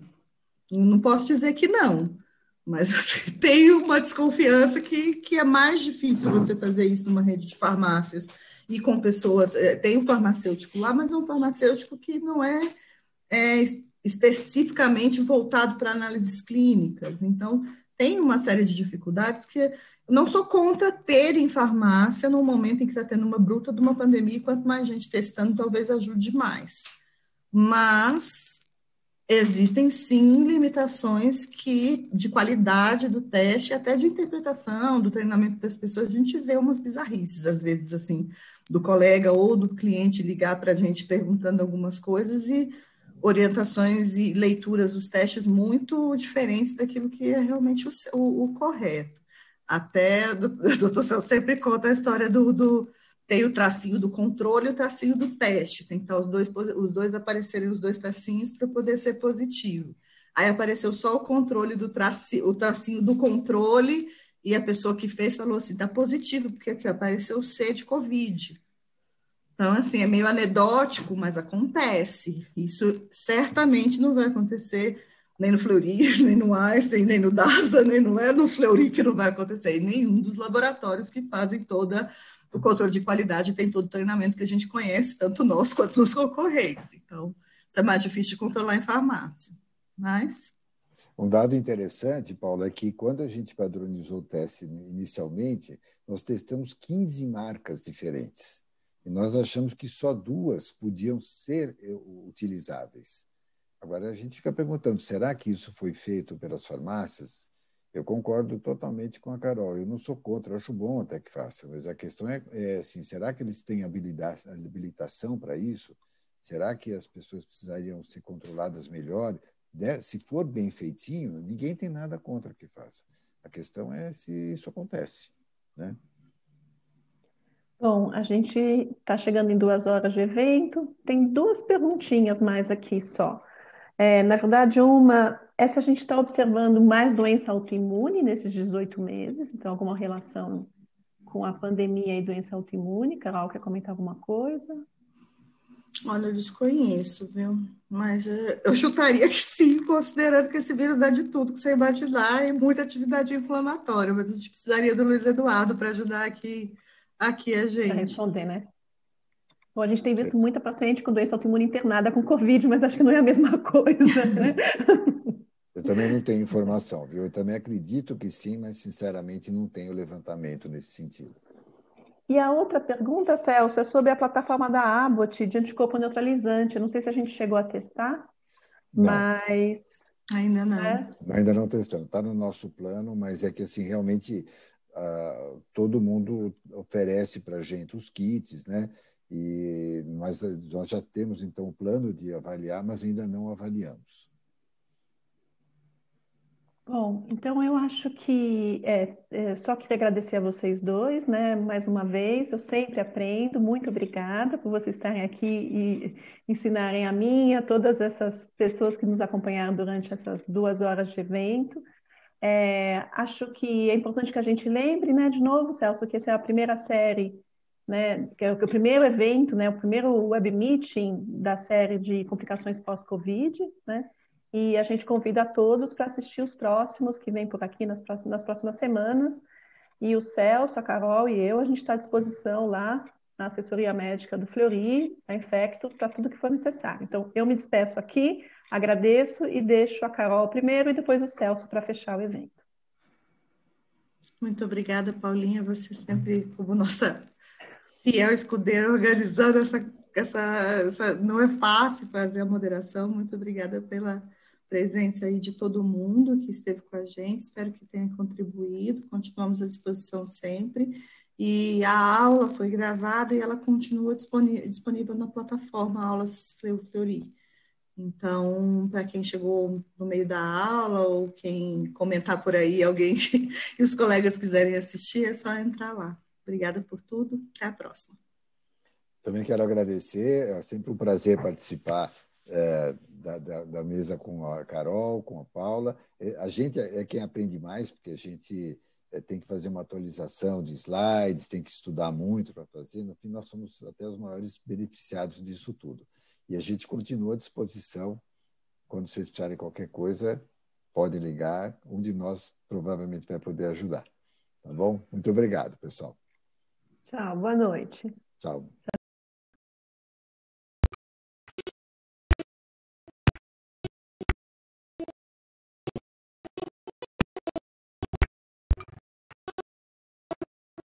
Oh